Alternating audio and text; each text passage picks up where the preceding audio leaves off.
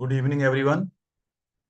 Dear participants, I am Professor Vikram Sharma, coordinator of this online FTP, and I extend a very warm welcome to all of you on the second day of our 6-day online FTP on AI for Atmanirbhar Bharat, empowering innovation, industry, and inclusive growth under the Atal Program.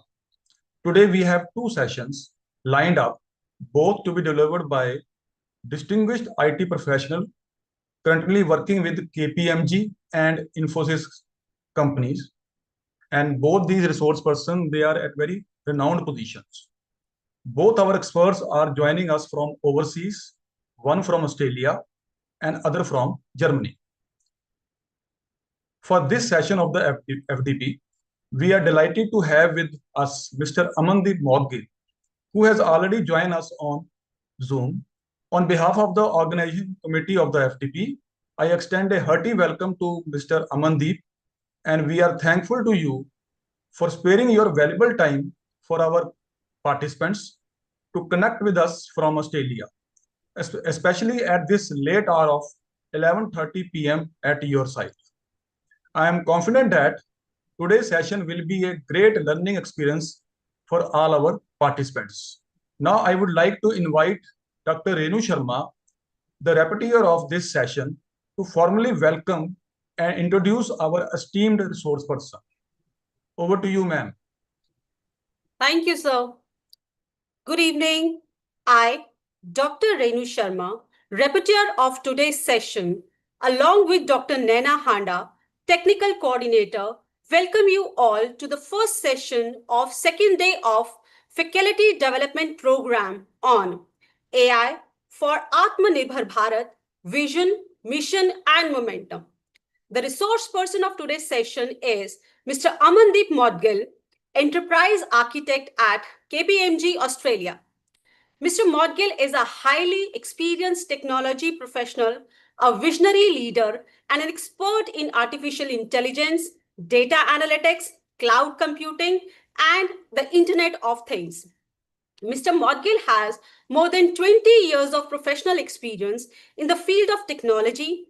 He has worked with several well-known international organizations in the area, such as banking, energy, consulting, manufacturing, and retail.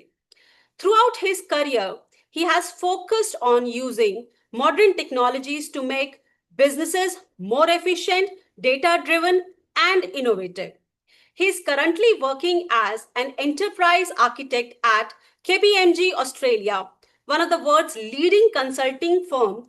In this role, he helps companies plan and design their overall IT and data strategies. He ensures that technology systems support business goals, improve productivity, and stay secure and future ready. He also guides teams in adopting new digital solutions like AI, big data, and cloud computing. Before this, Mr. Modgil worked as enterprise architect at Transurban Australia, where he led several successful technology projects. One of his major achievements was integrating Salesforce with Snowflake, which reduced the billing process time from 8 hours to just 30 minutes. This improvement saved time, reduced cost, and increased efficiency. He also helped the company cut cloud cost by 90% by shifting important functions to AWS cloud tools. Earlier, he worked with Avante Australia Group as a group manager and senior solution lead for data and AI, leading major digital transformation projects across Australia and New Zealand. He has also worked with KPMG Australia in leadership roles where he built and led a complete data and analytics platform, helping organizations use artificial intelligence and machine learning effectively. Mr. Modgil holds a master's degree in information management and systems from Monash University, Australia, and a bachelor's degree in electronics and communication engineering from Punjab Technical University. He has also completed a certificate in computerized accounting from CDAC. He's a certified professional in several global technologies, including Azure, AWS, Google Cloud, Salesforce, and SAP BW. He continues to learn and stay updated with the latest advancements in technology. In addition to his professional career, Mr. Modgill actively contributes to the global tech uh, community. He is a founder of ANZ Tech Talks and KNIMI Melbourne Meeting Group, both focused on knowledge sharing and collaboration among IT professionals. He also mentors young graduates, shares articles on LinkedIn, and contributes to online platforms like GitHub and Stack Overflow. Dear participants, Mr. Modgill's career perfectly matches the theme of the FDP, AI for Atmanirbhar Bharat. His journey shows how artificial intelligence, data, and digital technologies can help make organizations and nations more self-reliant, efficient, and innovative. During this session, if anyone has a query, please write in chat box or ask at the end, as we have a dedicated question and answer session. Now I request our resource person to share his intellect with us. Thank you. Thank you, Renu and Vikramji. That was a very warm welcome. So let me, at one point I was wondering if it's me. Sorry, that was a joke. All, let me know when you can see my screen. Yes, sir. Okay, all right.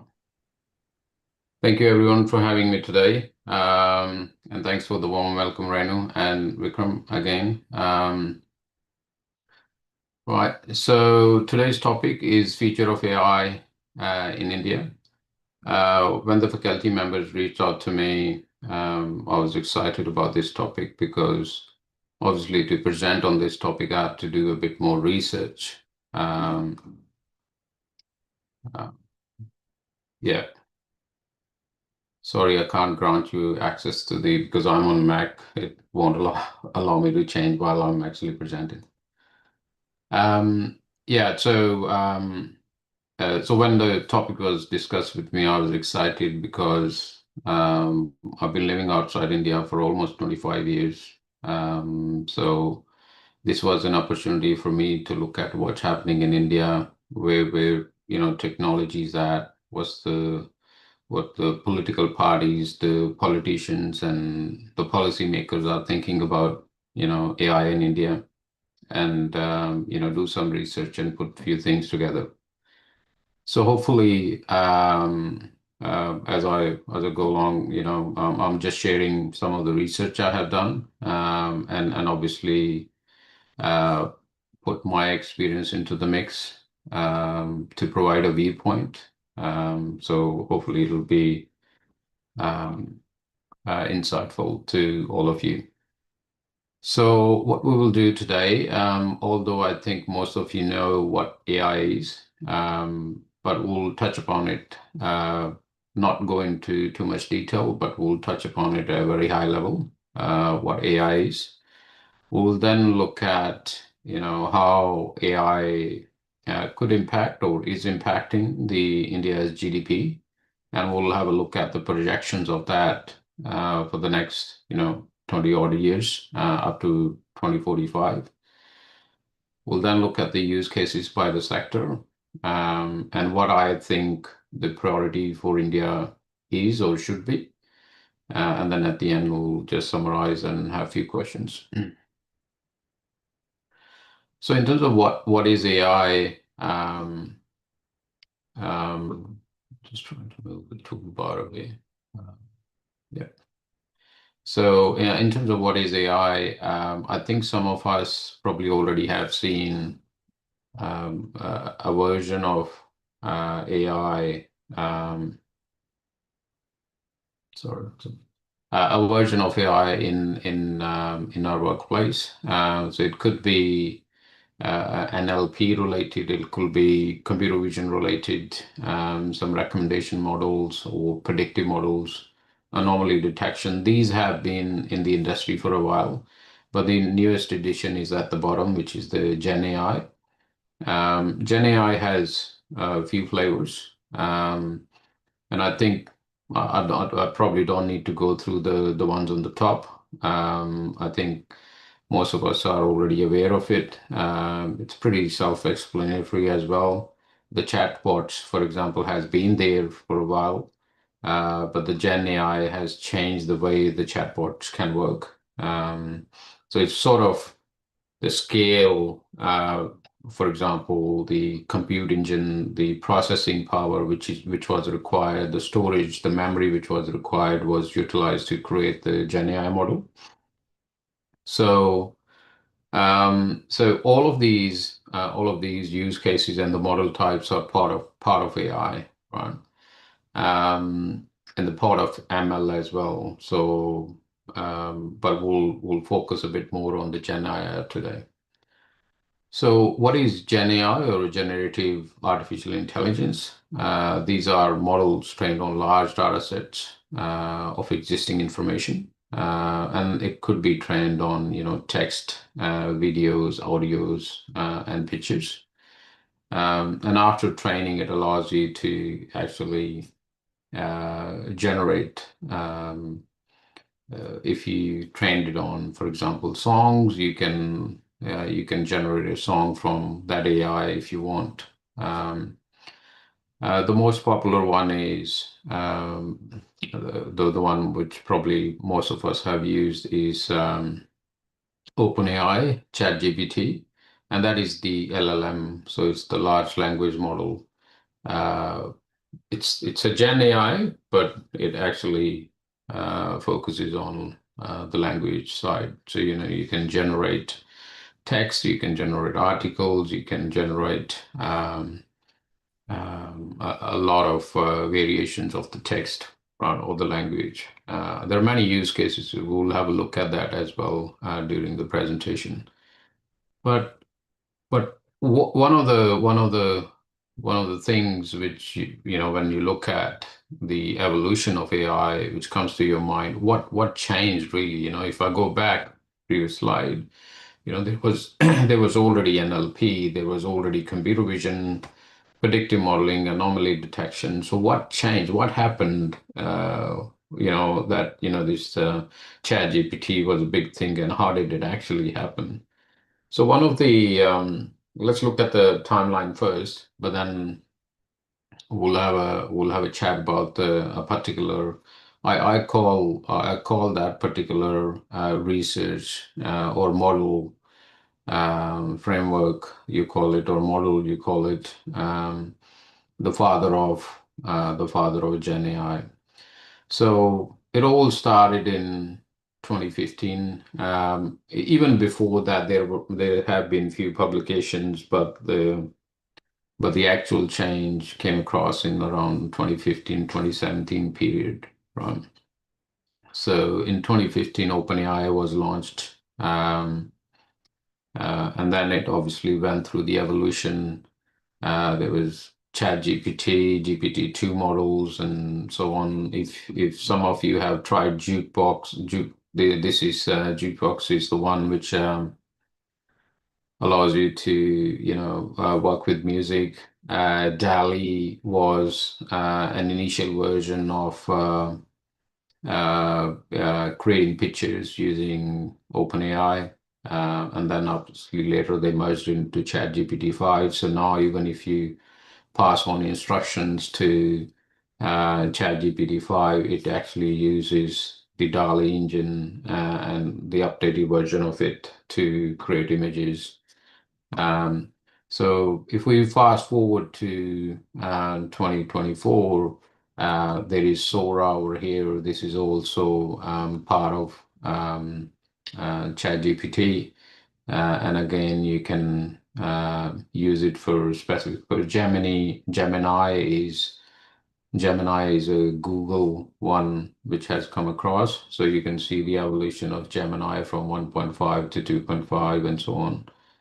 Microsoft is also obviously joined hands with OpenAI, but the Microsoft recently have come up with MAI-1, which is Microsoft specific Gen AI model. There are other in the market as well, obviously. So cloud is another famous one. Chinese market is focused on creating something local, which can understand the language, the local language, and that is also a very important thing for India, because if there is already advancements, there is already development in the Indian market to understand Indian languages, to work with Indian various 20 plus languages, and you can use it to transcribe your ancient books, and whatnot. So there has been various versions of it, and Grok, for example, is Elon Musk XAI invention, and it's focused on. I think, if I'm not wrong, it's focused on solving complex mathematical equations as well. So yeah, so there has been various versions of the Gen AI, right?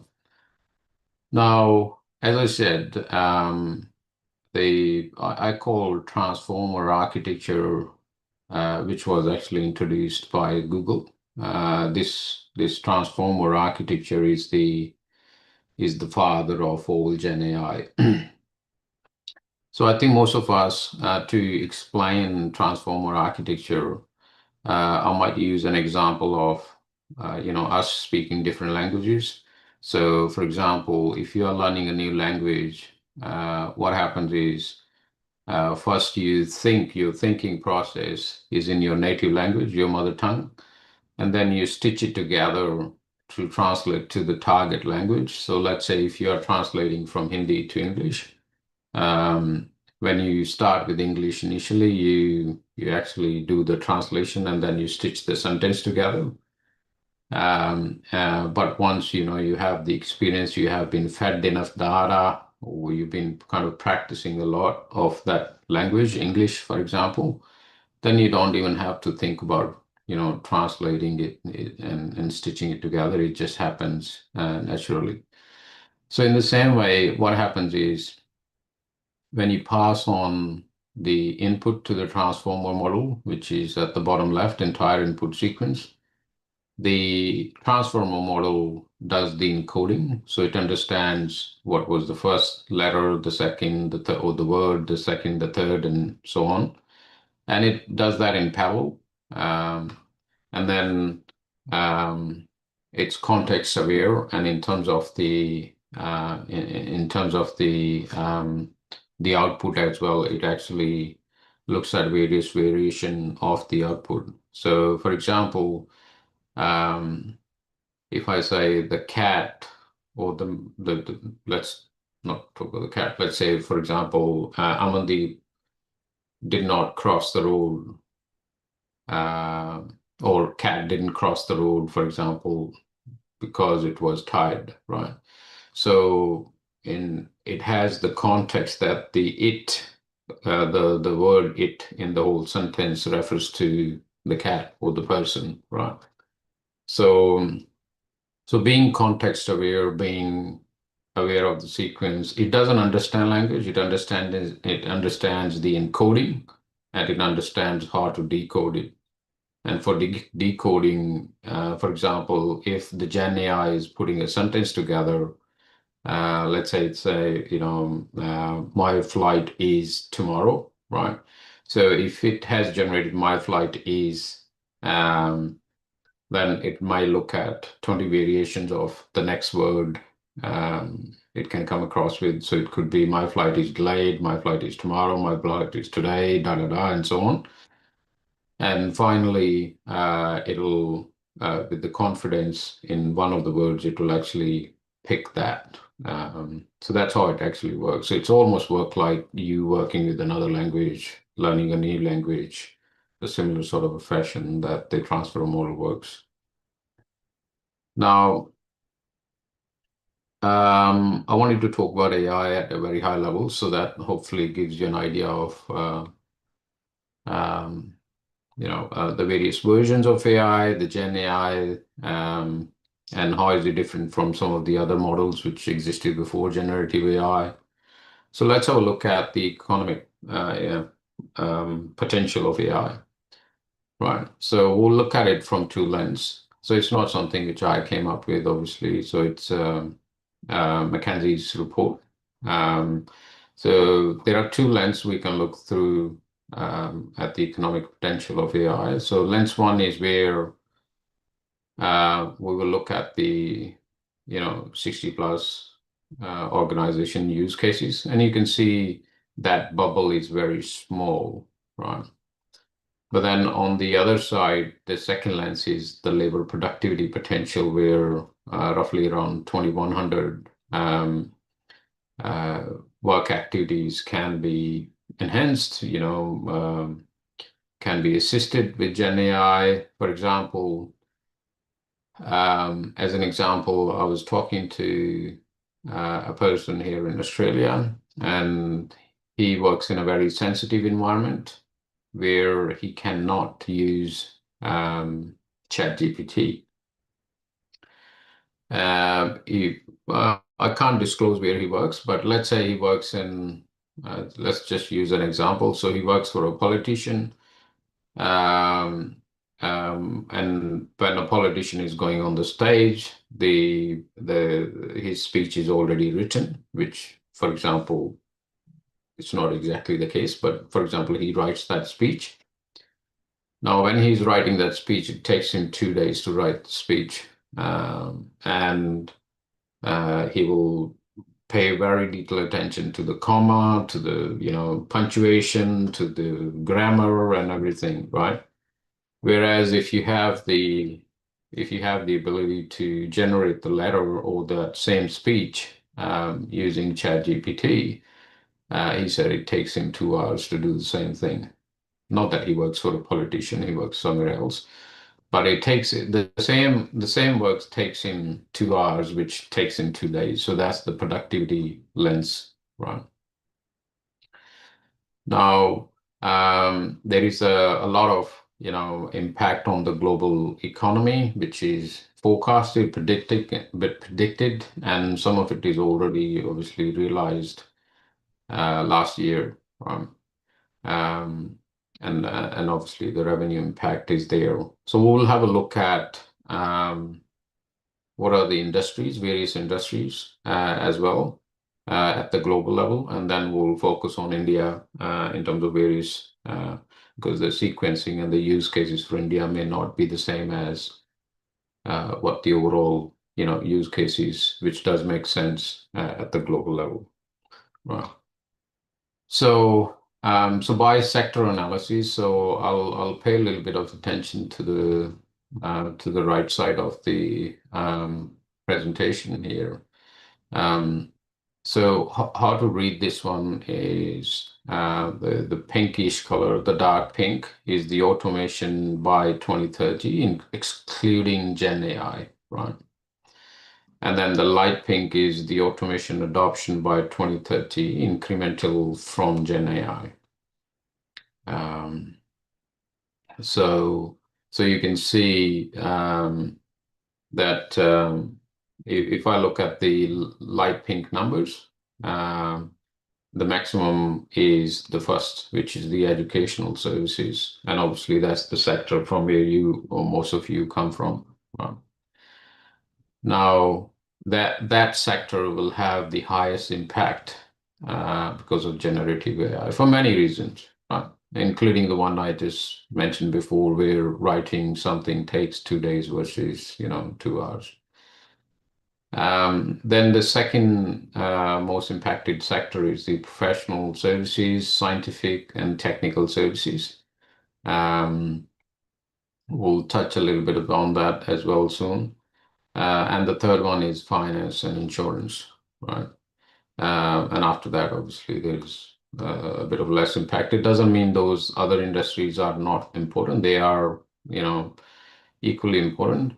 So this just keep the top 3 in mind, because we'll have a look at the top 3 for India as well.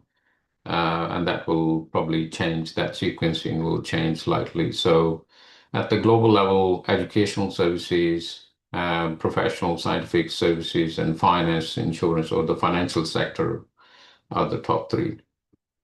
Now, if I look at the left side, right, this bar graph, right. So the first bar graph talks about advanced analytics, traditional machine learning, and deep learning. That adds around 11.7 or 11 to 17.7 trillion to the global economy. And now the new Gen AI use cases will add around 15 to 40% incremental economic impact, right? So it's 15 to 40% of that, 11%, for example. Then, so if I ignore the next one, which is the total, and then I look at the all worker productivity enabled by the Gen AI, including in use cases, that adds up around 6.1 to 7.9 trillion dollars US, by the way, to the global economy. And this is that bubble. So this 35 to 70% is where is it gone? This light green bubble. So the lens 2, right? So this light green bubble will add 35 to 70% to the global economy, right? Now, if I go next, so before we dive into what's happening in it, so we'll have a look at the investments which are happening in India at the moment. So there are a lot of major government investments happening. So India AI mission. So this is the federal government investment. They are looking at AI compute infrastructure and whatnot. There is obviously the union budget. The Rack Bank AI data center has come up in Raipur, and then Google announced recently an investment in Andhra Pradesh as well. And obviously our local firm TCS is looking at investing as well. Okay, whereas if I look at the private side of it, so there is obviously AI startup funding, which has kind of bumped up by 40% over the prior year in India. There is a local firm, NISA, and there is another, I forgot the name of the company. Obviously, that's also in the southern part of India as well. They recently did a deal with NVIDIA, and they received the chips, the new chips, I think last year or early this year. And they're setting up the AI infrastructure in India as well. So there are a lot of startups, a lot of movement on the private sector side as well, and the investment on the private sector too. Now, because this may be of interest to some of you, where the students may head to. So a lot of investment is happening in Andhra Pradesh. And a lot of investment on this. The runner-up is, Delhi NCR. So those are the two regions, kind of the southern part of India. You can see Telangana is not too far from, and Karnataka. So this is that southern part, highly dense investment there. Close to 7 billion or 6.2 or 6.3 billion dollar over close to that investment in the southern part of India. The northern side is just mainly Delhi, and then there is a bit of investment in Mumbai and Chhattisgarh.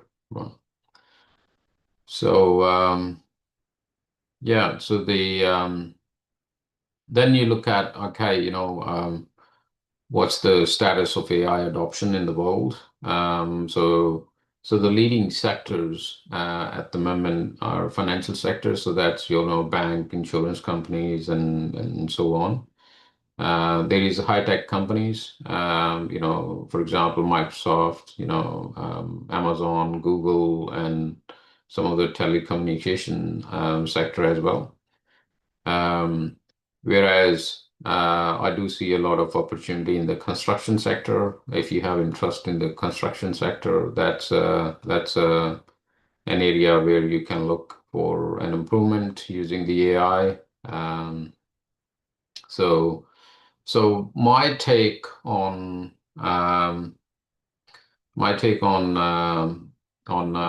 Gen AI is that on average it's going to impact every country by approximately. I mean, there are three scales, and I have analysis on all the three scales. So what if we do more of a conservative sort of estimate versus sort of medium to high estimate? I think the high goes to 15% GDP impact. But if we sort of take the middle ground, it's going to have at least, or average it out, it will have close to around 10% impact on GDP, a positive impact on GDP for almost every country who's investing in AI.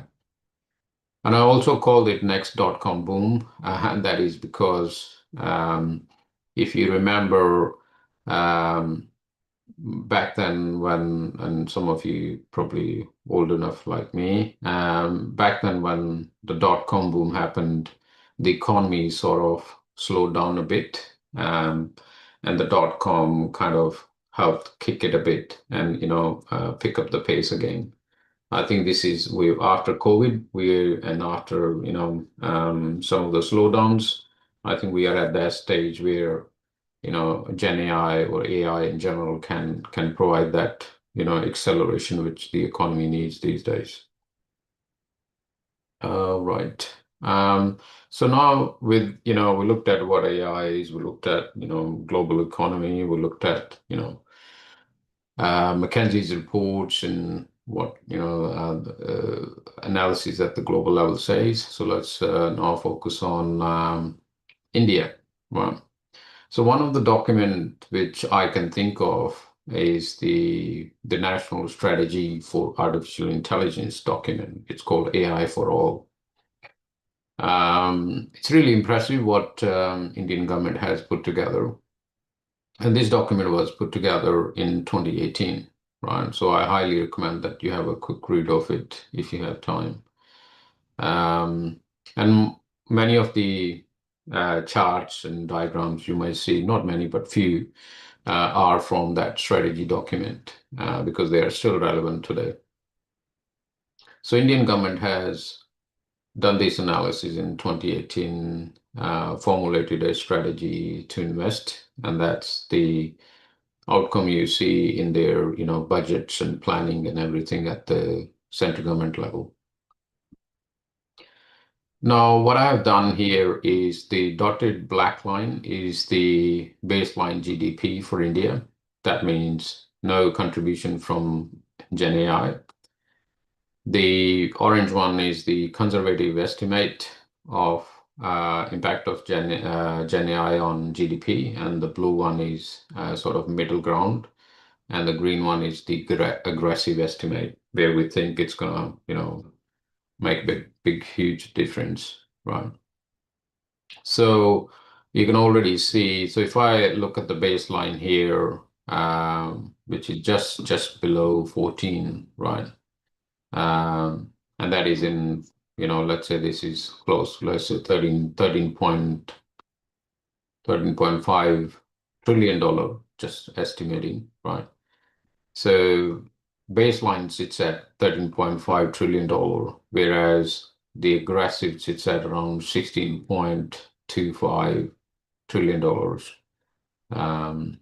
So even if we go middle ground, that sits around $15 trillion. So that's a bump of around 1.5 to 1.25 to 1.5 trillion dollar per year on the GDP, which is really significant. So I I have the detailed analysis, so I'll just share that with you now.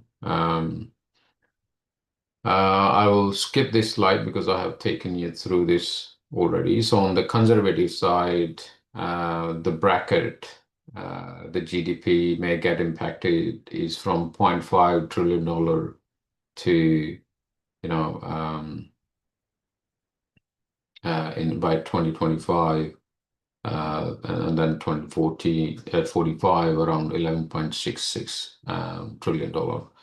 Whereas if I go with the middle ground or the central sort of analysis, it goes from 0.995 to around 14 trillion in 2025, and aggressive is obviously much better than that. But let's have a look at the scenarios. So in the conservative scenario, if we with the baseline, it's a 5 years sort of slot, so 25, 30, 35, 40, and 45. So our baseline GDP by 2045, based on that 6% growth year on year we get in India, it'll sit at around 13.5982 by 2045. Now, the AI could add, a significant amount to that. And then, we'll have that impact of around, 1.6 to 4.8%. If you go with the medium sort of, again, estimate, and, it's all in the slide, you can have a look at it. Again, from 2025 to 2045, you look at the baseline GDP, that's 4.24 in 2025 to 13.59. That's without AI. If we add AI addition will be around 1.6 in 2045. That means without AI, it'll be sitting at around $13.59 trillion GDP, and it'll be sitting at around 15.20. In terms of numbers, it's not that big, it's not that significant, but I have actually converted it to, because it's a trillion and it's dollars, right? I have converted it into rupees, and you will see the difference. And obviously, if we go aggressive, then in the aggressive sector, it'll move from 13.59 to 16.1 trillion dollar. That's a 15.5% impact on the GDP, right? So here are the conversions. So you can see that $0.68 trillion is, I don't even know what that number is. So that's the rupees. And up here on the right,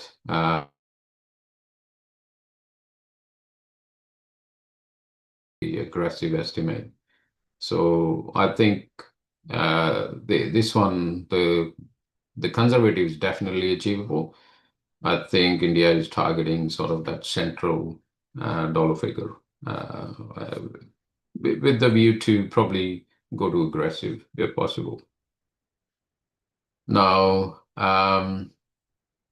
so when you look at that, you're like, okay, how do I, this is a lot of money and a lot of growth. So what are the things we need to do? What are the things India needs to do, right? So there is that foundational scaling. So there are, like I mentioned, there is a lot of investment by NVIDIA. There is a lot of investment by Google, a lot of investment by the central government. So that foundational scaling that needs to be done. And then we'll look at by 2030, we'll look at, some of the autonomous ecosystem. And then by 2040, the nation itself, AI for all. That slogan they came up with in 2018. I think that is like, at the national level, they want to make sure that everyone, and you have changed, you have already seen the change in curriculum in India. The programming is coming up in primary or secondary schools. AI awareness is there, digitization is coming up, so it's slowly getting there. Okay. Yeah, so I already spoke about these cross-cutting enablers. So one of the thing which India needs to focus on is the multilingual foundational models, because introducing AI is one thing, and then um, adaptation, people utilizing the AI you create is the other side of the equation. So if a person, for example, some of the native languages are very favorable in certain sectors of certain regions of India, they will only talk in their own language. Some of the people even don't understand Hindi in certain parts of India. And some of the people obviously don't understand English as well. So it's very important that you cater for the local language. So that's one kind of cross-cutting enabler.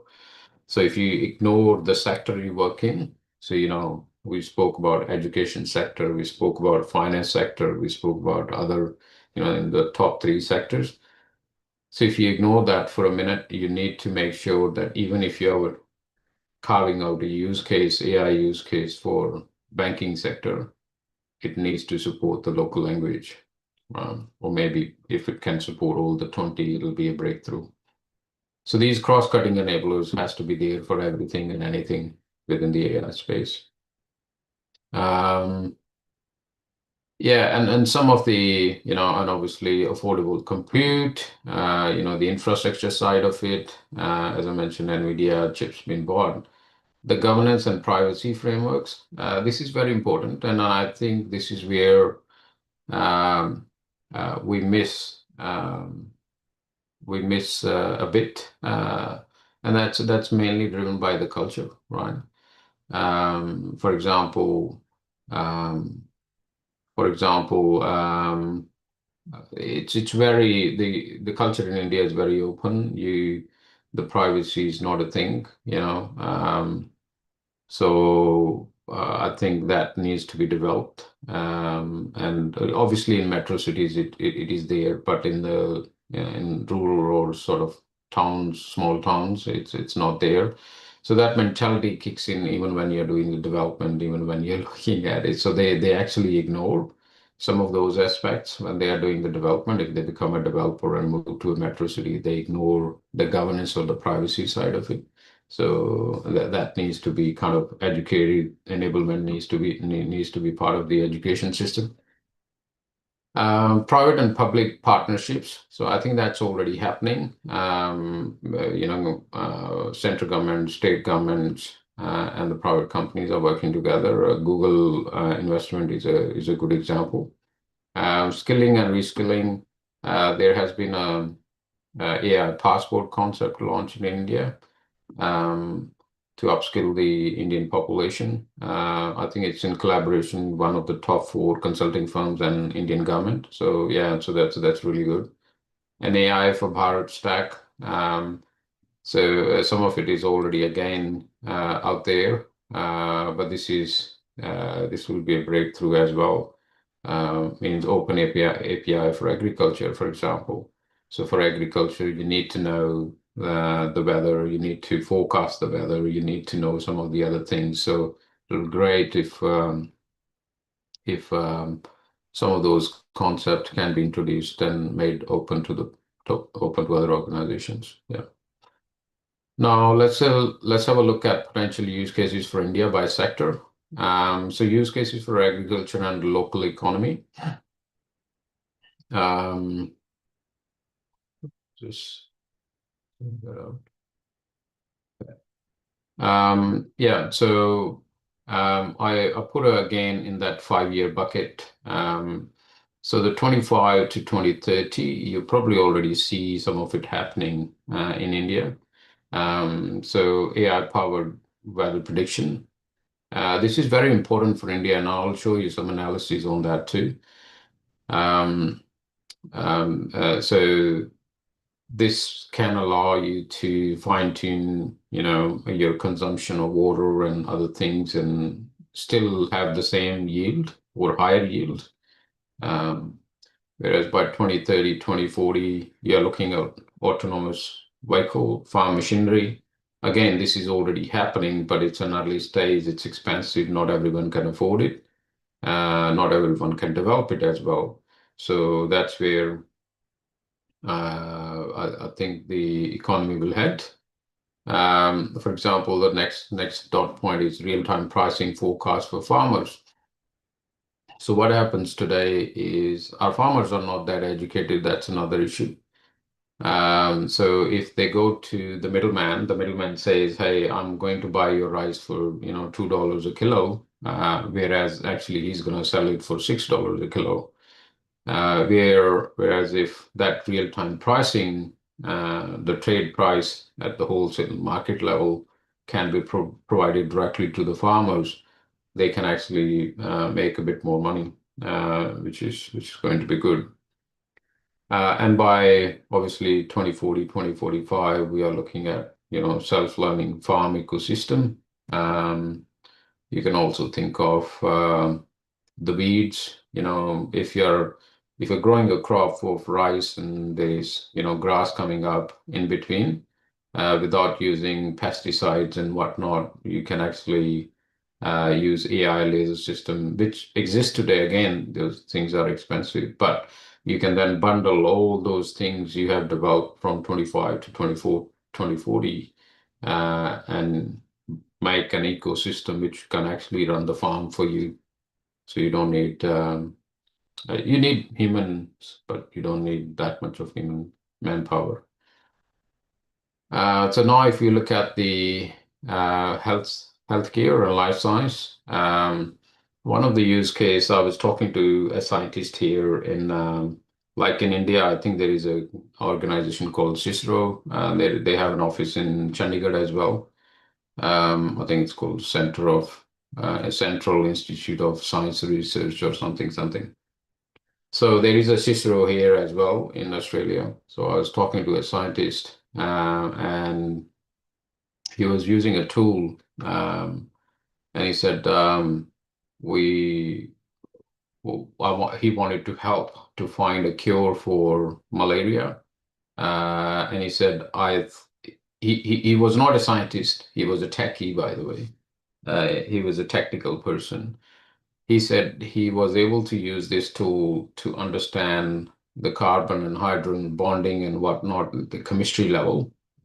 Then he was able to read thousands and thousands of documents, overlay all the documents, and get the computer to do the hard work to understand if there is chances of success for one of the medicine to become commercial cure for malaria, for example.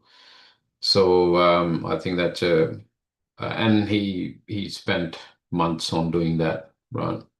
So we are talking about speed here. So if we have that level of compute and we have the Gen AI and the AI, the LLMs and whatnot, we can churn through a lot of documents at a speed and come up with potential cure for diseases which we haven't have a cure for yet. There are other use cases. So if you just simply talk about India, for example, there are use cases in specific to India which AI can address. So I have some of those examples in the following slide. So we'll talk about general use cases and then we'll focus on India.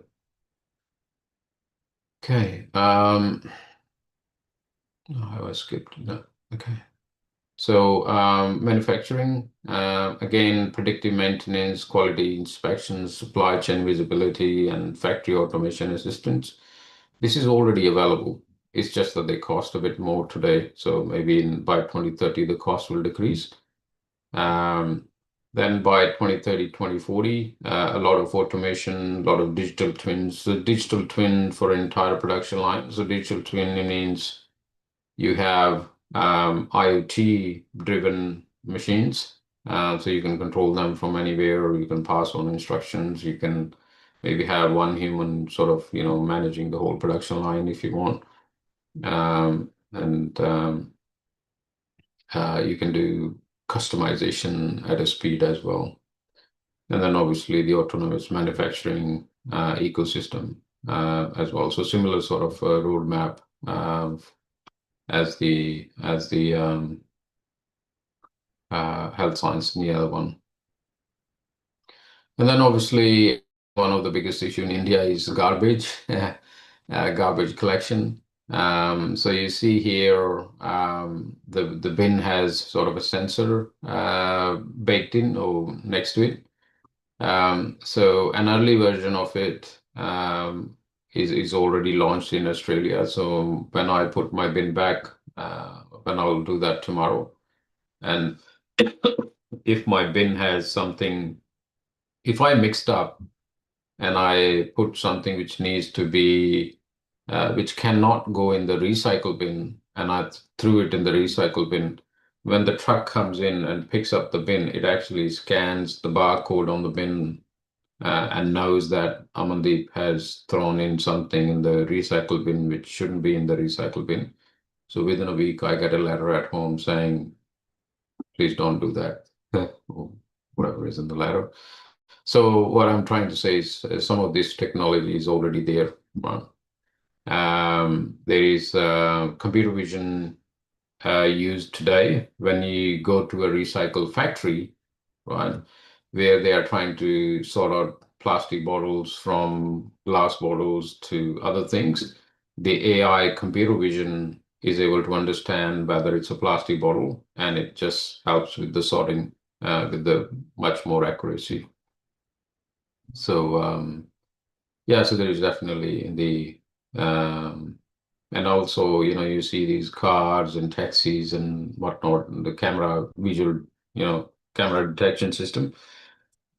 So this is also already early stages of this technology I have seen. So there are, you know, they can take a picture of your car here and then, you know, 20 meters away. And they calculate the speed your car is moving at. And they're doing that now because some people were just acting smart and they saw the camera and they slowed down, and then they speed up, and then they see the camera again, then they slow down.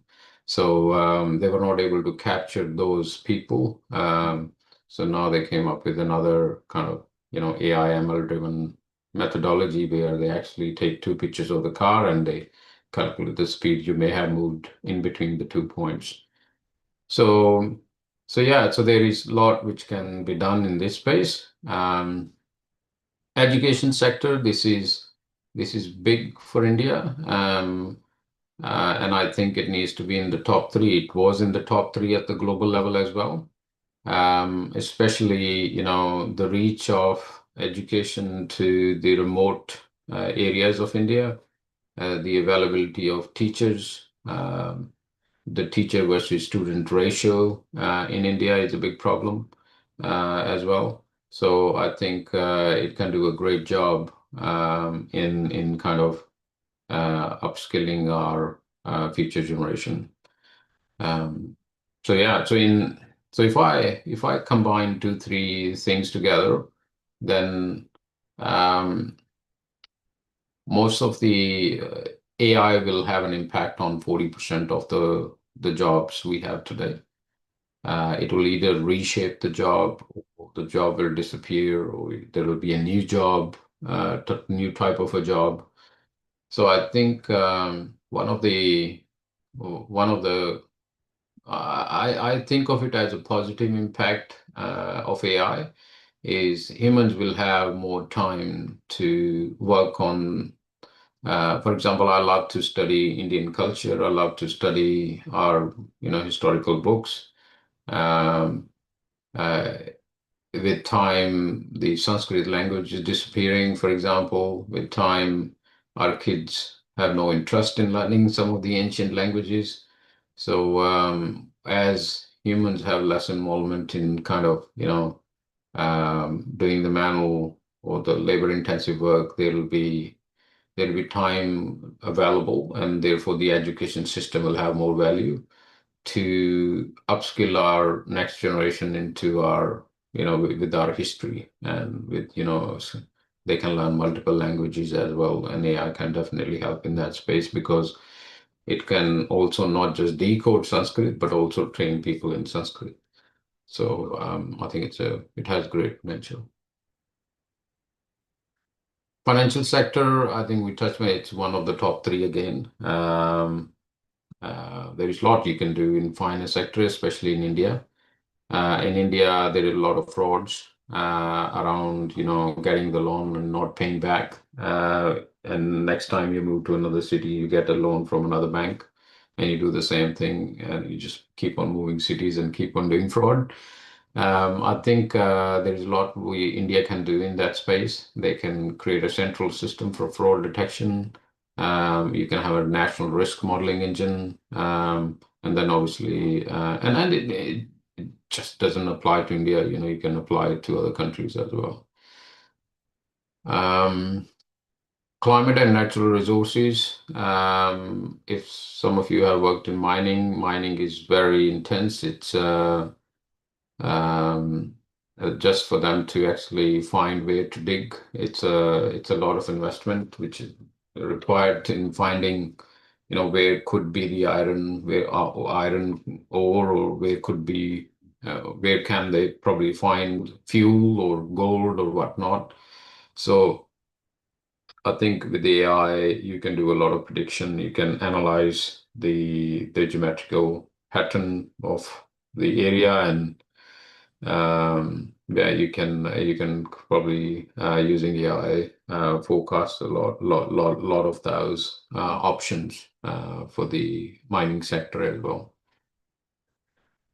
Okay, then the government, defense, and public sector, especially in India or countries like India, there is a lot which can be done there.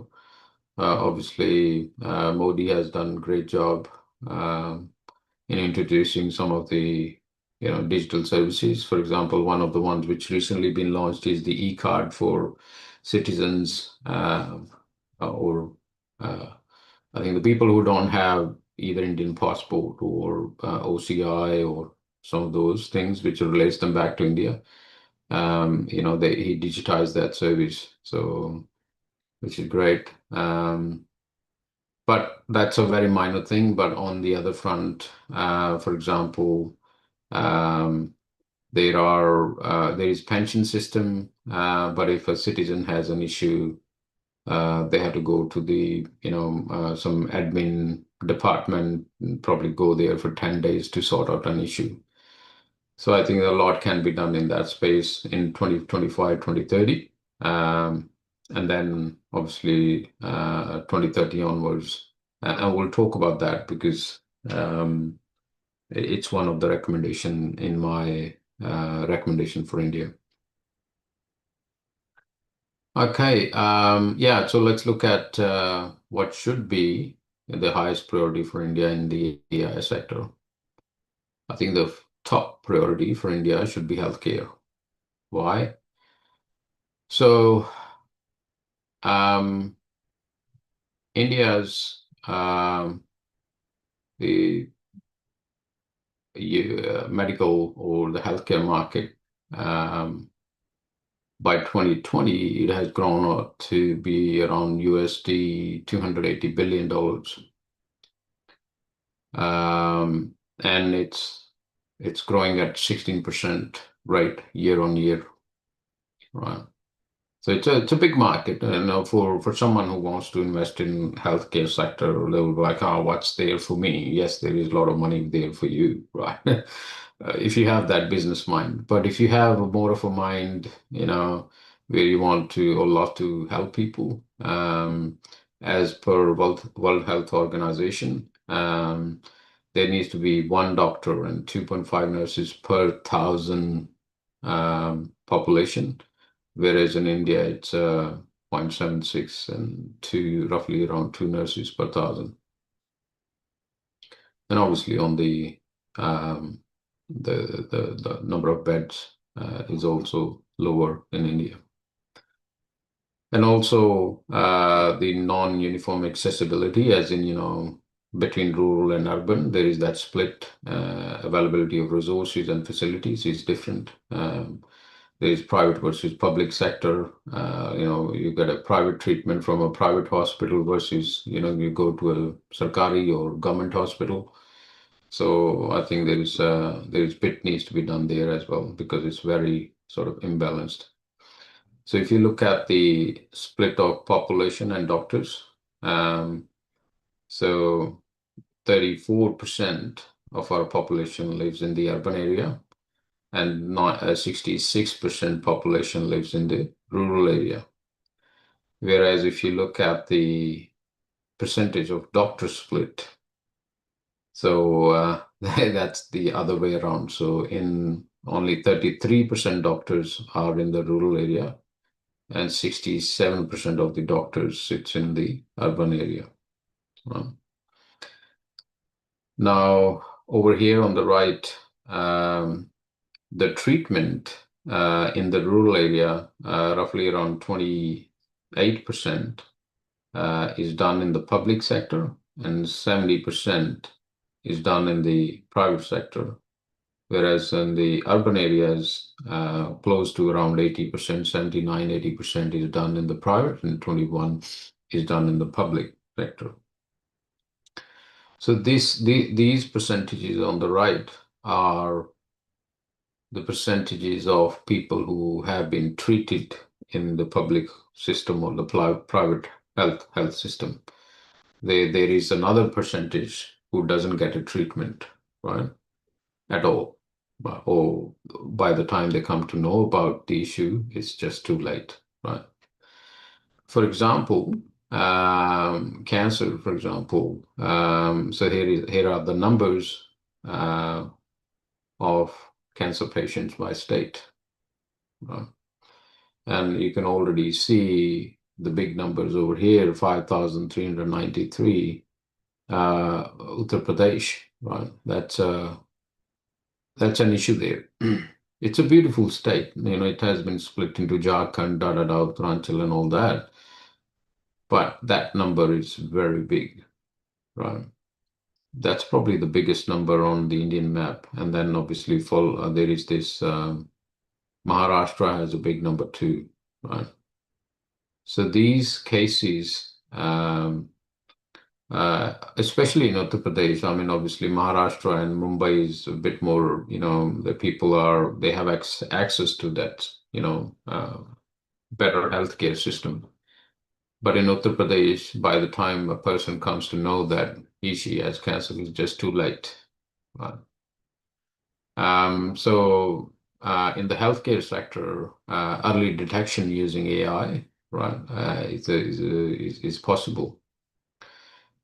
People are, especially in remote areas of India, they are afraid to talk to someone. So self-detection is also an opportunity, right?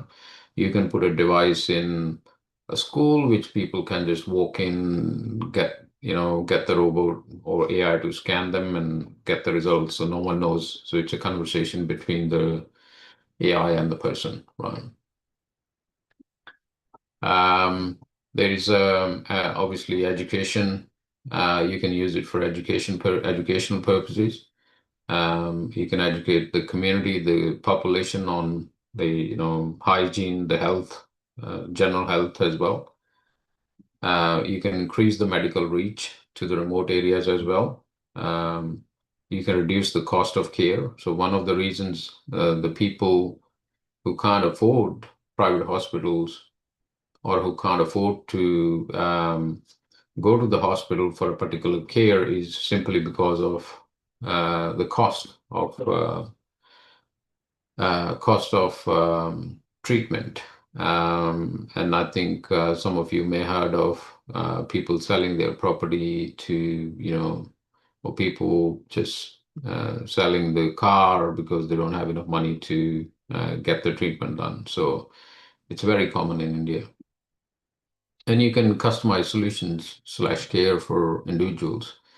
So for example, if someone has, I'm not a scientist, so I'm just making up an example here.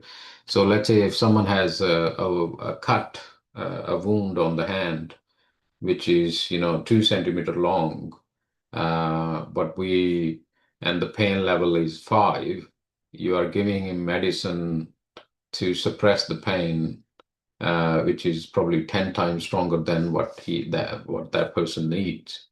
I'm using a very sort of dumb example, but what you can do is you can actually customize the medicine for that cure, even if that cure is very sort of, generic, right? So, which is that means your body will have less impact, side effects. People of India will live longer. They will have better health. One of the things in India, I realize that if I go to a doctor, on my face, he will throw 5 tablets. He'll say, have this, have this, have this, because one of it will work, right? But then what happens is your body get weak. So I think that, education, that reach, the custom solutions based on the healthcare will take India a long way. Right. Yeah, so I spoke about, research, training, keeping well, early detection, diagnosis, decision making. This could be an assistant. AI could be an assistant to the doctor. Sometimes doctors are confused. Their treatment is based on the diagnosis. They could based on what I tell the doctor is what she will know, and then based on our conversation between doctor and the patient, he will prescribe a treatment, right? And sometimes he's confused between the two options and he can't make decisions. So I think it's a good addition. The second most important sector for India is agriculture. And here is one of the examples. It's one of the examples. So you see over here on the left chart, the bar chart, you see the yield or the production of rice. Let's say, for example, rice is 2,993 for India. China is 6,029. US is 8,143. To produce this, India has consumed 20 cubic meter per ton of water. China consumed 971, and the global average here is supposed to be US is around 1325. Now you can already see the concern here. India is using a lot more water to water the crops, rice crops, and the yield is the worst, right? Which is not good, because they're just watering, because they just don't know when to water, when not to water. They're also not well aware of the weather in that region. So I think AI can play a great role. The other concern I see is obviously not some of the rich farmers, but I'm talking about the normal farmers. The income disparities is huge. So, for example, you see in 1983, 84, it was okay, right? But now you look at it, 2011, 2012, the farm income per cultivator is the blue bar, whereas the non-agriculture worker income is probably 2.5 to 3 times. So it's a big concern, and that's why some of the farmers are moving away from it. I think if we can fix the issue on the previous slide, if we can fix this issue and we can help them get better yield per hectare, it's a win-win. Yeah. So what can we do? What can we do in the agriculture sector? So we can devise a precision agriculture ecosystem. So I think, I mean, if we look at the ancient way of farming in India, it was a connected system, right? So there were chickens, there were cows, there were farms. So the sort of I don't know whether I should call it circular economy, but it was all connected and utilized and recycled and produced, right? And our ancestors were very well aware of the weather as well. So they were working with the nature to do things.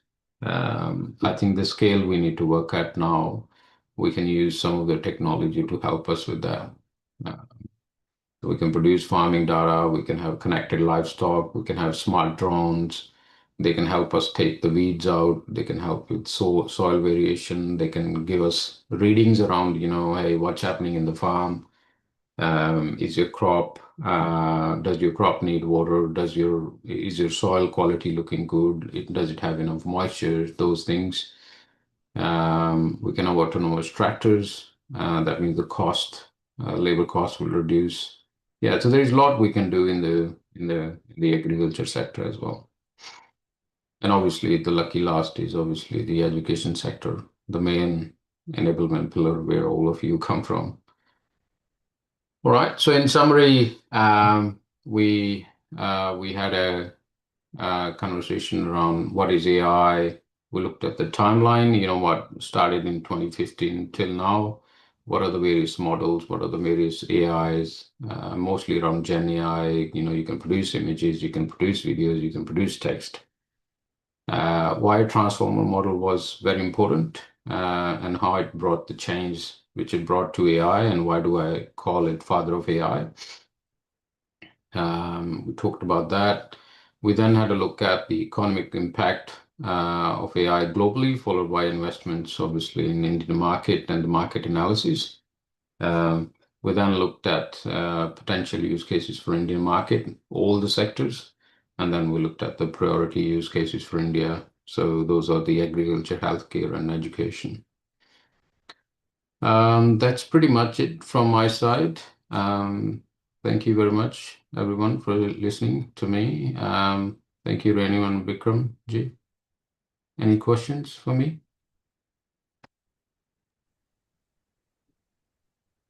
Thank you so much, sir. Now we have a question and answer session. If any of the participant has any query, please raise your hand so that we can unmute you.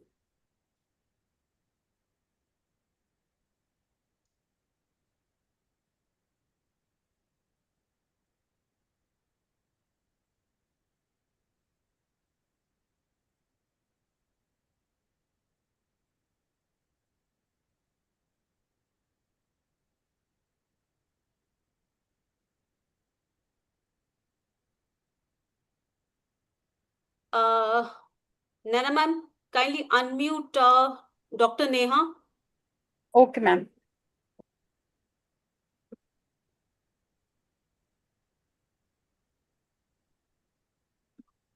Dr. Neha Arora? Yeah. Yeah. Good evening, sir. Hello, Neha. How are you? Sir, you have used the term digital twin in Yeah. each sector. So I'm from non-computers background. So Mhm. can you please explain what exactly it is and how can we use in different sectors like agriculture? Yeah. So a simple way of thinking about, if you want to understand what digital twin is, it's a new kind of a fancy word given to IoT, right? So you can have a sensor, for example, if I take an example of agriculture sector, so you can have a sensor which is permanently in the soil, which will send you the soil readings. So it will transmit those readings from the sensor to head office or back off to the shed in the farm, and then you can run some analysis on top of it. You may want to, let's say, for example, you have a tubel running, which is watering your farm, and then you have a water detection sensor, some soil sensors running in the farm, which feeds continuously to the central system. which then tells the tool whether it needs to stay on or needs to be turned off. So you can kind of build an ecosystem of sensors and automation around it. Yeah. And then when you scale it at the enterprise level or scale it at at large scale, you have to then manage your devices. You want to secure them, you want to make sure no one hacks them. The digital twin ecosystem comes with all the bells and whistles, but for a small use case, you can think of just reading from a sensor and utilizing the feed from it. That's an example of digital twin. Any other question, please? But I think while the questions are coming up, I think all of you, and I mean everyone has a big respect for all the teachers. I think I do for all my teachers back in India, and obviously the ones here in Australia as well. I think if you are equipped with that information in terms of where the economy is heading, what we can do or how we can train as teachers the upcoming generation, plant that thinking in their head in terms of, it's not just about, reading the thing from a book. You are actually going to utilize or make a difference in India or abroad. I think that's a very big thing. You guys can make a big difference. So I do have a question in my mind. If by Yeah. 2040, we see the rise of fully self-learning agriculture ecosystem and virtual hospitals managed by AI, where machine handle most farming and healthcare operations, what will happen to human workforce? It won't be 100% run by AI, I would say. So it will be still supervised by humans, especially the medical system. It'll take maybe 10, 15 years on top before it becomes fully automated. So yeah, so still some of the surgeries, some of the treatments, they will still be done by human, even in probably 100 years' time. But there will be, as I mentioned, AI will have an impact on in coming years. By 2040, 2045, 2050, it'll change 40% of our jobs. So even if I look at my job, I used to take, even for example, the presentation today, I created that presentation in an hour and a half, whereas I couldn't have without AI. So yeah, so I think it assists us in performing better with a bit more accuracy. It's sort of an assistance to human. So it changed my job. Obviously, my job still exists. Obviously, my focus area has shifted. So where our focus used to be, for example, on programmers, our focus is now more on the programmers, because you can pass instructions to an AI to create a program, basic program, right? The demand for a highly skilled program has gone up. So let's say, for example, if we used to pay $5, I'm just using that as an example, the dollar figure. So if we used to pay $5 a year to a highly skilled programmer, companies are now happy to pay $15 because they are looking for that unicorn. Whereas a junior developer needs to learn a lot and probably take a different path to get there. So yeah, so it'll change most of the jobs. Humans will still exist, and AI will augment or help. So Hello, can we? ma'am. Excuse me. I'm Puneet, sir. Good evening, sir. There is one question in chat box, ma'am. You please kindly check. It is from Dr. Amanpreet Singh. If Armanpreet Singh is available, kindly raise your hand so Yeah. that we can have his question. Yes. Or otherwise, you, Renu ma'am, you read the question on his The behalf. question is, India is vast, diversity in language, geography, and economy. How do these cross-cutting enablers addresses the unique challenges of ensuring that the benefits of AI reach all segments of Indian society? Yeah, so it is not an easy job. One of my colleague and I, we were thinking of creating an AI called Bharat, but before we started on it, someone else developed it. So we were thinking of training the AI model on Sanskrit, and then use that to read all the ancient books.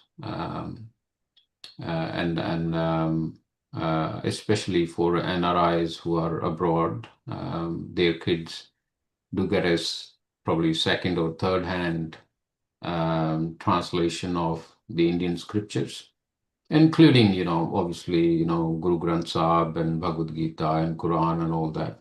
So it doesn't just apply to one religion, it applies everywhere. It doesn't apply to one community, it doesn't apply to one language, it applies to all languages. So one of the biggest challenge, even in India, actually, you don't have to go abroad to link to this scenario. So all the gurus and this and that, they everyone preach their own way. No one actually translate things as is. It is written in the books. So I think it'll help immensely if we can translate directly without any biases. In terms of challenge, yes, it is challenging. I don't know how we can solve it. I think the private and the public, as in private companies and the government, needs to work together to sort out this issue. Even if we, for example, have a medical assistant AI, which can help with, let's say, if someone has a fever, what tablet should that person take? And write a prescription so that he can go to a medical store and buy the medicine, right? Even for that, if you want to launch it in multiple languages, you have to actually train it with those languages and then work with the private sector and the government to launch it. So it's challenging. To tell you the truth, I don't know how it's going to work in India. I've been out of India for, well, I think way too long. When I travel to India these days, I don't travel back often, but whenever I do, I'm lost. People can tell I'm not from there. So yeah, I think it's going to be challenging. Only the people who are in India can understand better than me. Someone who understands the culture, someone who understands people. Yeah. Thank you so much, sir. I would like to extend a heartfelt thank to Mr. Amandeep Modgil for sharing his valuable insights on such a dynamic and important topic, especially in the context of India's Atmanirbhar mission. In his engaging presentation, Mr. Modgil highlighted the role of artificial intelligence and data-driven innovations in achieving India's vision of Atmanirbhar Bharat. He discussed real-world applications of AI in industry, the importance of digital transformation, and how emerging technologies can contribute to sustainable growth and self-reliance. During the session, Mr. Amandeep thoughtfully explained the impact of AI across various sectors like agriculture, healthcare, education, manufacturing, and governance by projecting developments in 5-year intervals. This structured approach helped participants clearly understand how AI adoption will gradually evolve, transforming each sector step by step over the coming decades. His expertise and vision are truly inspiring. I would also request Mr. Modgil to please share with us a video bite about your feedback of this FTB to me or to the coordinator after this session. Thank you so much, sir. Before we Thank you. Yeah, sorry. Thank you very much for having me. It was a great session. As I said, gave me the opportunity to research about India as well. So thank you very much. Glad to Thank be you, here. sir. Thanks for the opportunity. Before we conclude, I would also like to inform all participants that the feedback form for today's session has been shared in the chat box as well as in the WhatsApp group. It is mandatory you to fill it and submit positively by today itself. Thank you, everybody. Thank you so much. Please. Bye.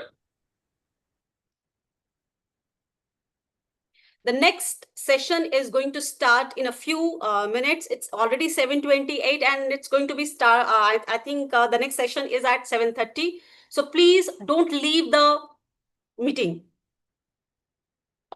Thank you.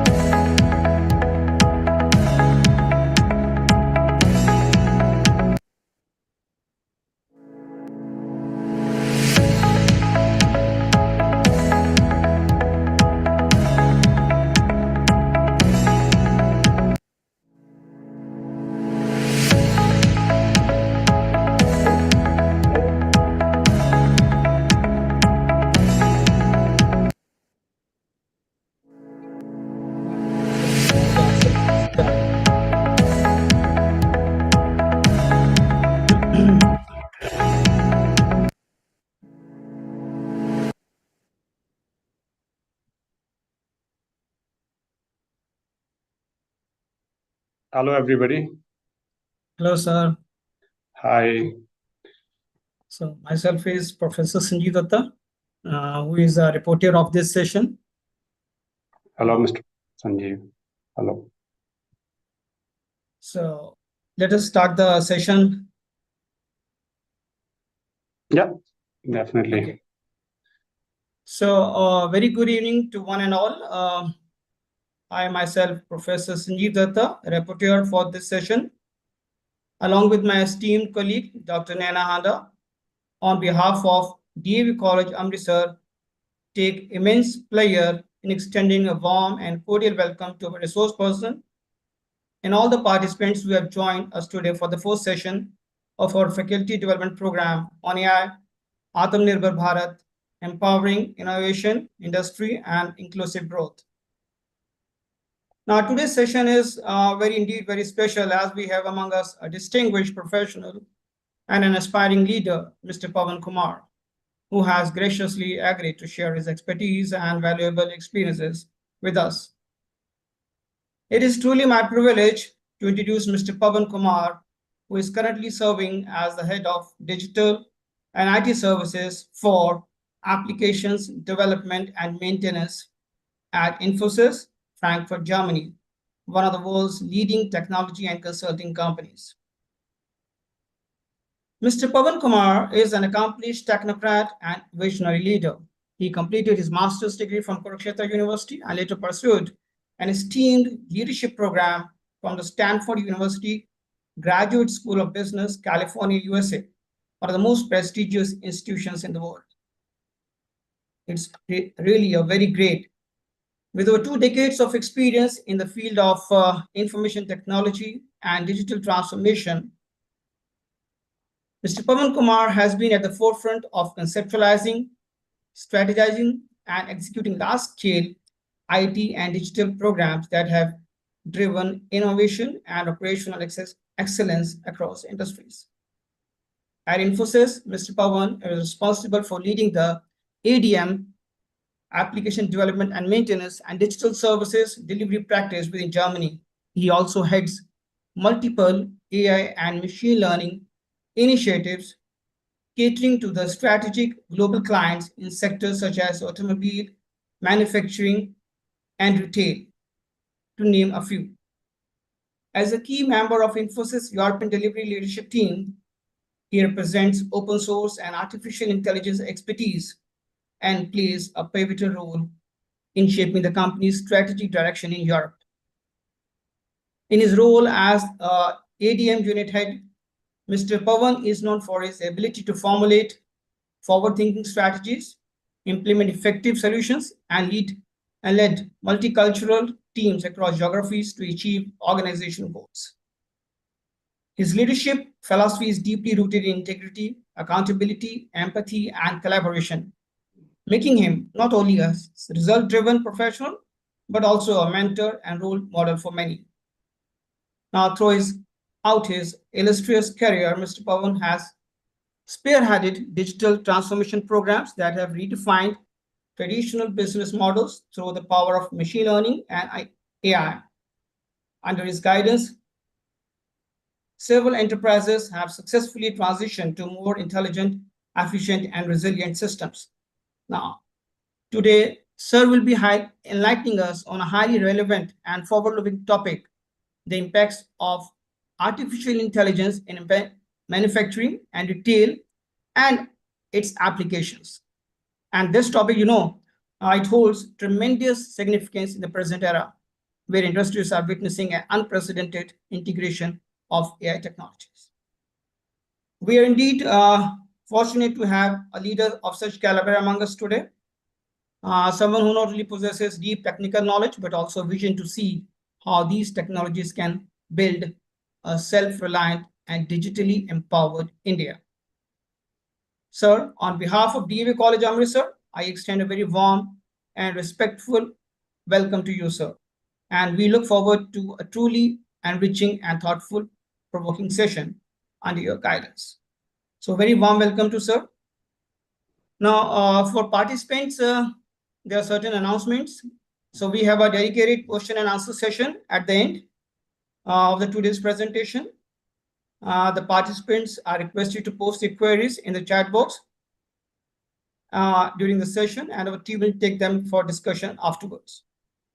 And there will be a feedback form will be shared at the session as the session concludes. So now I request Mr. Pawan to kindly share his intellect with the participant. Over to you, sir. Now. Thank you, Professor Sanjeev, for the nice words. Really nice to hear from you. And also thanks to the college, DAV College and AICT for giving me this opportunity. And yeah, I was thinking actually when I got to know that I had to present this, what exactly I do. I mean, in terms of what will make more impact for such a presentation, because I do a lot of things in the industry and we use AI at the industry level. But when I was thinking in terms of audience, I mean, all the professors, doctors, you guys are the education leaders, and then to present you guys so that it can really also help you as well as especially the students, and then of course the country as a whole. So I prepared something considering all that, and then that's what I was thinking I will present to you guys today. Can I go to my presentation mode and then share the screen?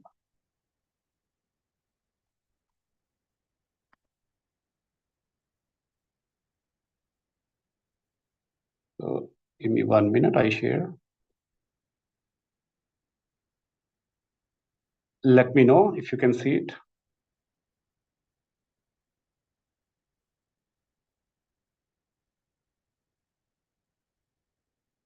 Can you see my screen? Can somebody confirm? Yes, sir. Yes, sir. It's visible.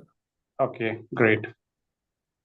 So as I said, that AI is such a big and vast topic, and it's especially with the recent development on the Gen AI side, the expectations are so much from the AI, and when we implement it on the ground, we also see how much expectations we can meet and what are the challenges we are facing. So it's very difficult also to present something in terms of which can really help the education sector in terms of real implementations. So what I tried is so there is so vast of the domain in terms of manufacturing and retail. Plus, AI we can also use in so many other sectors, in government sectors, in healthcare sector, in agriculture sector, in so many other sectors. So, but today's focus for me is more manufacturing and retail. So then I thought, okay, I will go a bit more deep into the domain rather than covering everything, but I will pick some real examples and try to share my experience for those real examples and see how they are changing the manufacturing and retail industry. So how we were there in terms of manufacturing 20 years back, 30 years back, how we are today, and where it is going to go. So what I thought is I will have some discussion on manufacturing side, then some part on the retail, and in the end, as you all know, retail and manufacturing are intertwined. So they are mostly connected because what we manufacture generally is mostly for sale. Either we are selling it to the consumer, or we are selling it to the another manufacturer to build something. So either it's B2C or it's B2B, but it's mostly interlinked together. And then we will also look at what are the different AI opportunities for future and how the future is looking ahead. These are mostly three areas I will cover today. So what I did, as I said, I was thinking what exactly I should present. So I was thinking to take a real life example from the manufacturing industry. So I mean, I took one example of sports apparel industry, which is, I mean, you can see that's basically making a shirt or a t-shirt, but you can take any example. Similarly, you can take example of making as simple like a pen or a pencil.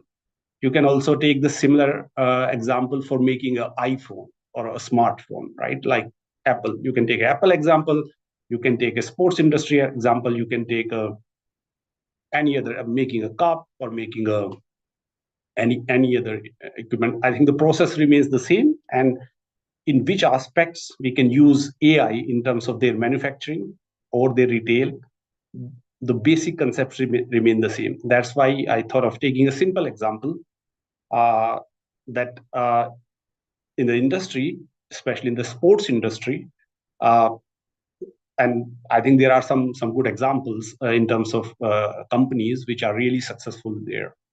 And I think some of them which are more global companies, like Nike is one of them, Adidas is another of them, Puma is one more of them. So you might have heard about them, right? So these are generally a sports company which are focusing on apparel and footwear. So our shoes, our t-shirts, our shirts, all the clothing equipment are made by them, for players, for fans, for everybody.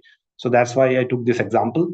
And we can assume this as a t-shirt made by any of these companies, made by Adidas, made by Nike, or as I said, you can also project it that an iPhone made by Apple. I mean, it can be anything in that range.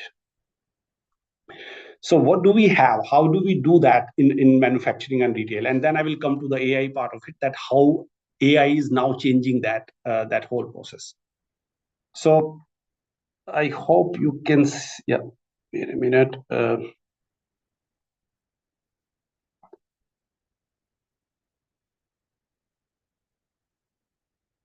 Okay, good. So this is generally a process I have basically designed for this overall manufacturing industry. This is a 6-step process. This is very high level. You guys can also think of it that we can even divide further each of these 6 segments into further 20 segments or sub-segments. But just to keep the discussion really at a level where we can all comprehend, I have divided into 6 parts, which is the current industry process, how it works today. So in the current example, in the current industry trend, if we have to make a t-shirt, they first do an inventory planning. What is the inventory planning? Inventory planning is how much of those t-shirts we will make and which one of those we will make. So the type of shirt or t-shirt and the quantity. And then it goes in many other dimensions, multiple fold, but this is basically what they do as an industry. Then they design, which is called product design, as a second step. We design those shirts, t-shirts, and it can also be, as I said, you can assume this to be a car also, because I can also take example similarly for a car, but that will become too complex. That's why I just took the simple example. So then when it moves to design, after design, it moves to real manufacturing, which is the real factory where the product is produced. Then finally, after manufacturing, it is the transportation and logistics where it moves in terms of because today's the companies are global, they are producing or manufacturing products in one country, selling it in another country, and I would say selling it in multiple countries, and also the production is in multiple countries. So this is then movement between different countries, different geographies, sometimes even within the country. And then finally it reached the warehouse, and after that we are selling it in the stores as well as in the e-commerce platform. And e-com these days, it's initially when we started, e-com was more only the website of a company where the products were being sold. Then it became the app, and now it's so many other partners. All the social media platforms are also selling the same product. But these 5-6 steps doesn't change as such. What changed, or what is changing currently, is how we were doing it traditionally without AI, and how we are doing it now, or changing it now with the use of AI. And I would say there was a time maybe 50 years back, which I don't know because I'm not so old, but where there was no IT at all, and all these processes were done without technology. Then a time came when the IT came, and we started doing them with the technology, with the information technology, with the computers, with the processes, with the programs. And now we are again at the inflection point where we are shifting not just at the tech level, but shifting tech to the AI level, where it's not a simple tech, but a machine learning algorithms, programs, models, and not just machine learning, but all other different kind of natural language processing, all other kind of models, which are helping industry to do all these processes and optimizing it further. That's how currently industry is moving, and those are the implementations which are going on currently.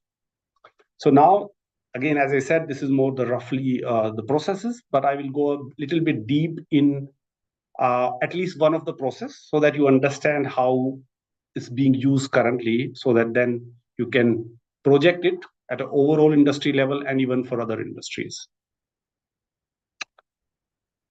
Okay, so I go first to the inventory management part of it, or inventory planning. It looks like a very simple process where you are to manufacture or create some shirts or t-shirts, and you just do it. But I want to explain what are the details at industry level and what are the complexities involved,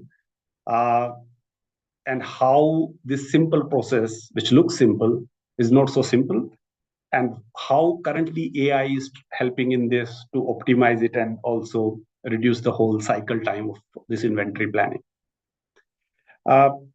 So what I do is, as I said, I will go in detail of one of them, which is the first part. Maybe I will not go so much detail in others, but at least for this one, I wanted to go. So on the inventory planning part of it, we are currently now, earlier it was mostly a manual process where there were some product managers. Maybe I move to the next slide that will show it, the whole process. That's a little detail. It's still not the full detail, but at least to comprehend how it was working without AI, how it was working maybe till few years back. So a product manager, which is a manager or a responsible for creating a t-shirt, that's a human. That is still a human. That human get all different kind of inputs. Those inputs can be from social media, they can be from previous sales data, it can be some market research done by some marketing companies, or some sports events happening. You can take, I mean, we know all IPL in India especially, right? So if IPL is happening every year, and then there is also a World Cup happening for cricket for a specific year, we know what kind of t-shirts or what kind of quantity we need to make for those sports t-shirts. If there is no sport event, IPL is actually every year, but if there is no sport event in terms of their World Cup, I'm just focusing on cricket because that's the analogy we all understand. Then the type of shirts, t-shirts, shoes, or items which are linked to sports, we might be making in a different type, because the consumers might be a little different, or they will be consuming at a different rate. So all these things are in different forms available to this product manager, which is sitting there in the market and trying to figure out what kind of shirt or t-shirt I should make. And he's not responsible for one shirt or one t-shirt. He or she might be responsible for hundreds of them. And for each one of them, this person need to make sure that it's hitting the right consumer segment, right gender, right age group, and then the products are then sold in the market. Because if you design something which is not right on the target in terms of consumer market, of course you produce it, but if you are selling only few hundred pieces of that in a big market, that is failure. If you sell few million pieces, that's a success. So this is how this person is sitting and doing based on all these feedbacks. These feedbacks are mostly coming in unstructured data. So you can assume social media feedback and a sales data feedback, they doesn't match. Sales data feedback might be a proper system feedback in the form of structure, but social media is so vast that is just comments and feedbacks in an unstructured way. And there are so many others. So this person generally was using 6 months to analyze that and to decide which products to create. Because there were multiple products and there were multiple feedbacks. And these were all has to go through his or her desk in terms of understanding those details, going through those PPTs, Excels, and maybe some systems, software systems to create those products. What we have changed, and maybe this is one of the important slide, the next one, what have changed now with the intervention of AI. And this is a typical example, but this is what is happening at most of the places in manufacturing and retail. So, and this is just one example. What has happened is there is a AI range assist. The name, you can put any name, right? It's just a fancy name. This whole feedback, which is all these different kind of inputs, and this is just some examples. These inputs can be in hundreds of parameters in different forms. They goes to a AI assist, which is generally an AI model trained on a historical data, because all these big industry have historical data for their season, because they are selling different products season by season. And some have 3-month season, some have 6-month season. I think there are very less which has 1-year season, but mostly it's 3 months or 6 months. And it's depending on the sports events, depending on the weather, especially country like India, right? There are so many weathers and different regions have different weathers at the same time. So they have to all plan their range accordingly. So this all goes here in this range assist, and those models are running overnight. And then finally, this tool is giving this product manager the range or the collection of the products or range planning or inventory planning that person should create. And then this person goes and just create them. So which means all the massaging of this data, all the manipulation, calculation, and also the running the model of AI is done by system.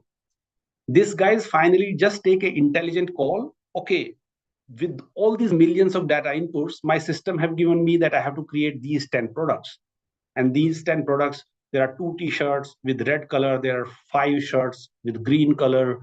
This is for the summer, this is for the winter, this is for the kid, this is for the male, this is the female. So all this tool is giving, and this person with his or her own experience and knowledge will just decide whether it makes sense or it doesn't make sense. Because you can't rely on AI completely. If AI is giving you some output based on all the models, it doesn't mean that it's 100% correct. Maybe at least I've seen in industry, some of the initial models are just 10% correct, 90% wrong. But what is very important about AI is that it learns. So it knows that it's wrong, and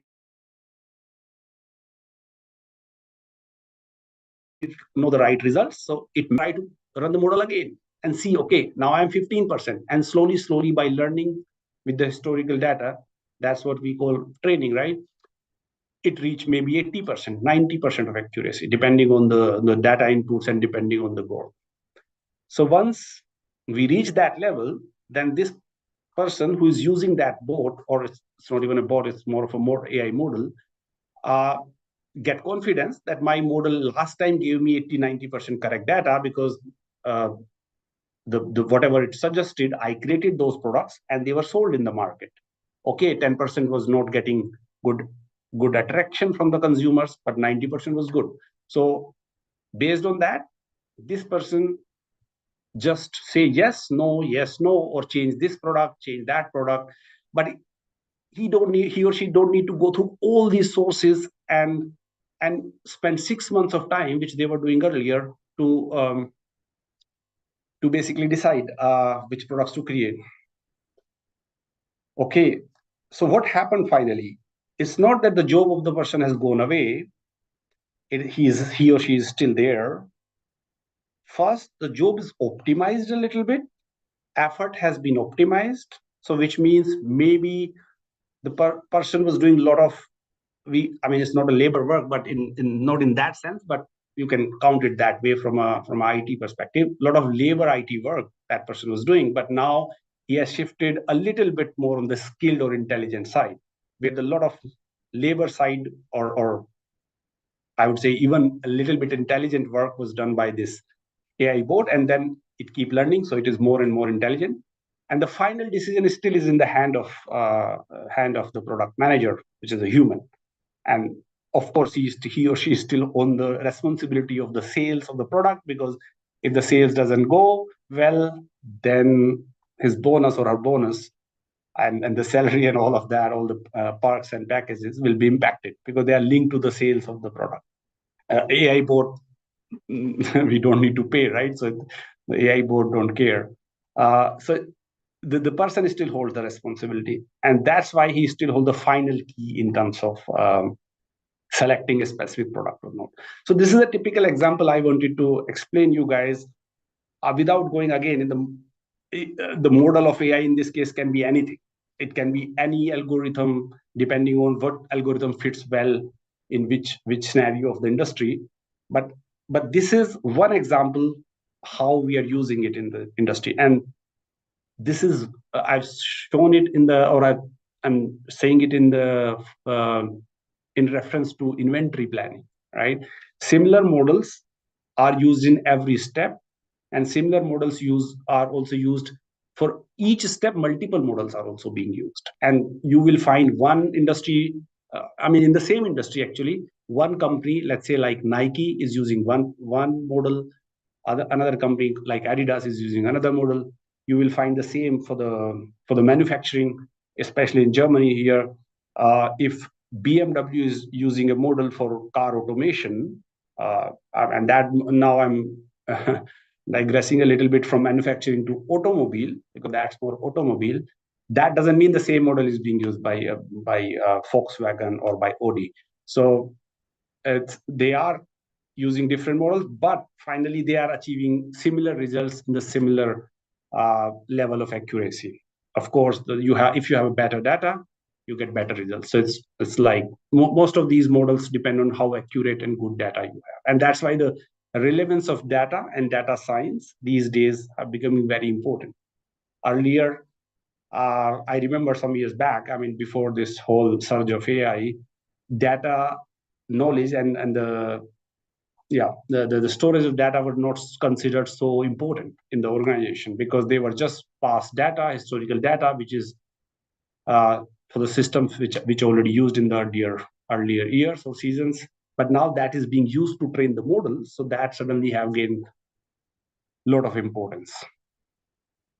Okay, this was the example for inventory planning, how it's being used. I think questions are at the end. Otherwise, I would like to take a questions here for especially on this one, but I think I will move to the next one, and maybe I understood that you can ask the questions at the end. So, as I said, this was just one example, but you can implement and apply the same principle in all different phases of the process of manufacturing and retail. In the design, now let me go a little bit on the design side. We always had, I remember in my university, we were using these CAD tools to design in 2D, and then the 3D came, where we started designing in 3D. And now what is changing in design is that, and this is an example of a t-shirt I'm taking, but you can think of designing so we have here, let's say, I hope I can take some of my partner name. So Airbus is designing their new aircraft in Germany, in Hamburg.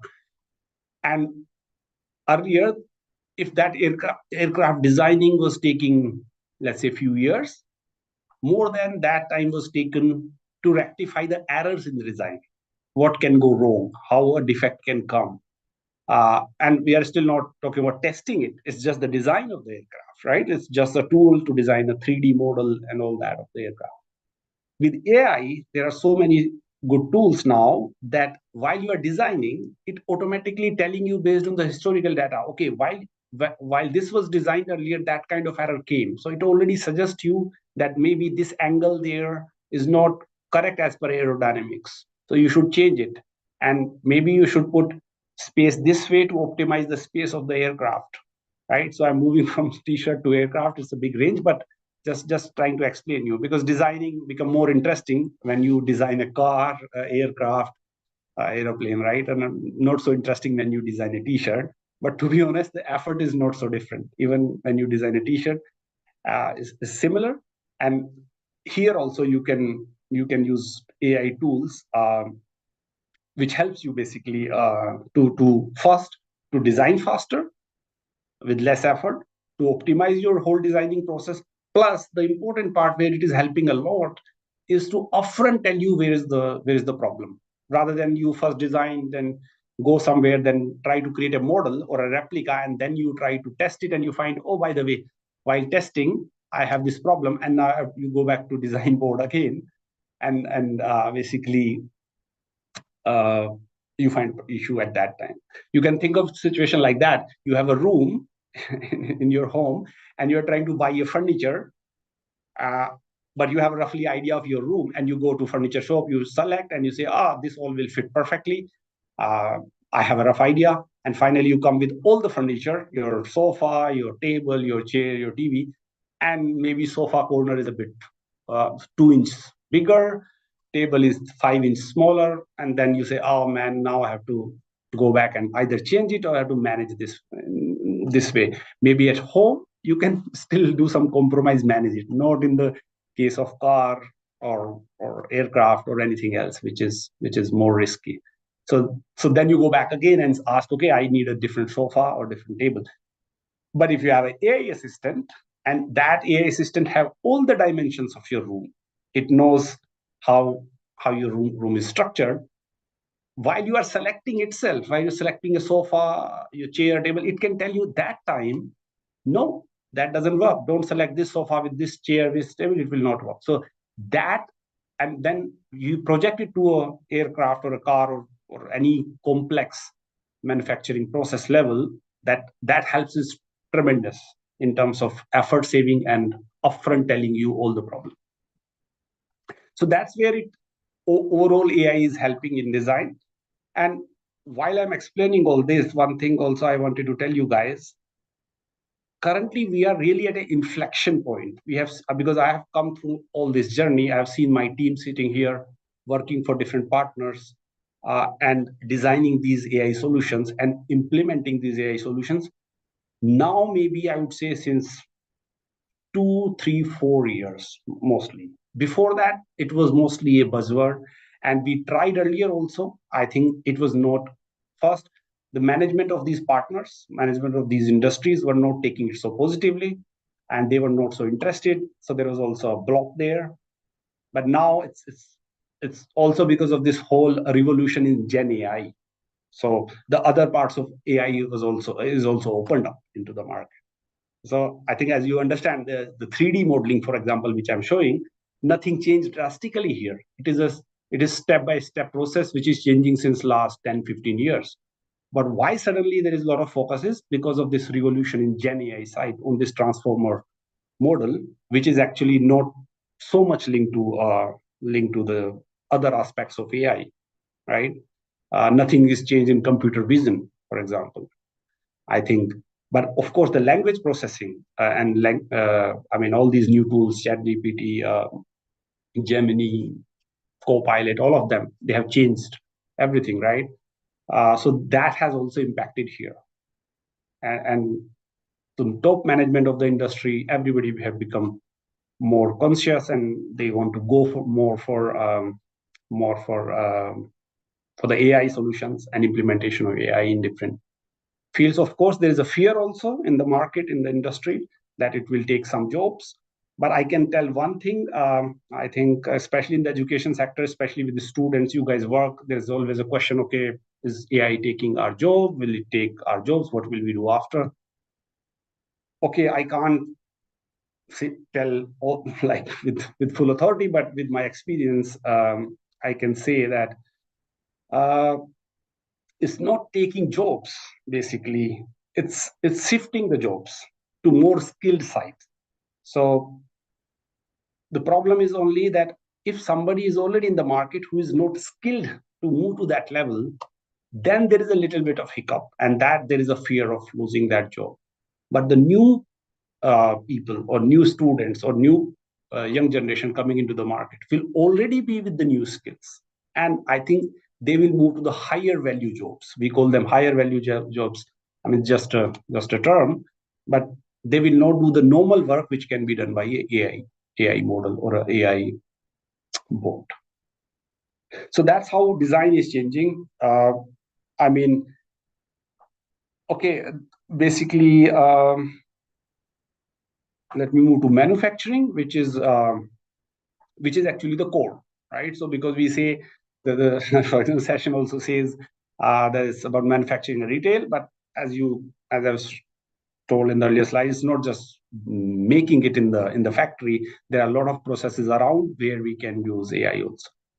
And finally, the manufacturing, which actually, I mean, you can think of a robot, for example. We always say AI in manufacturing. We always assume, oh, there is a robot which is making the products, which are making the T-shirt. So there is no human intervention. But this is not the case. This is really not the case, and that's why I kept it. Of course, robotics is there, and there are robots doing some work in the whole manufacturing sector, and it depends. For example, if you are manufacturing a semiconductor chip, right, in nanometers, of course you need a robot, and of course you need a lot of automation. You can't do it with a human. You can't even see it with the normal eyes. But if you are, most probably the example I have for making a T-shirt, it's, I would say, semi robotics, even at the industry level. At a small industry, it's mostly manual in the manufacturing, but even at a bigger industry level, it's semi automation and robotics is used. But where AI is helping in the manufacturing is again predictive maintenance, and that's why I put it. This is really important. For example, whatever you are producing, you're using some machines, robots in the factory. So industry is putting sensors in each machine. Each robot is equipped with sensors. Anything happens at the machine, a little temperature change or little fluctuation in the machine is recorded in the sensor.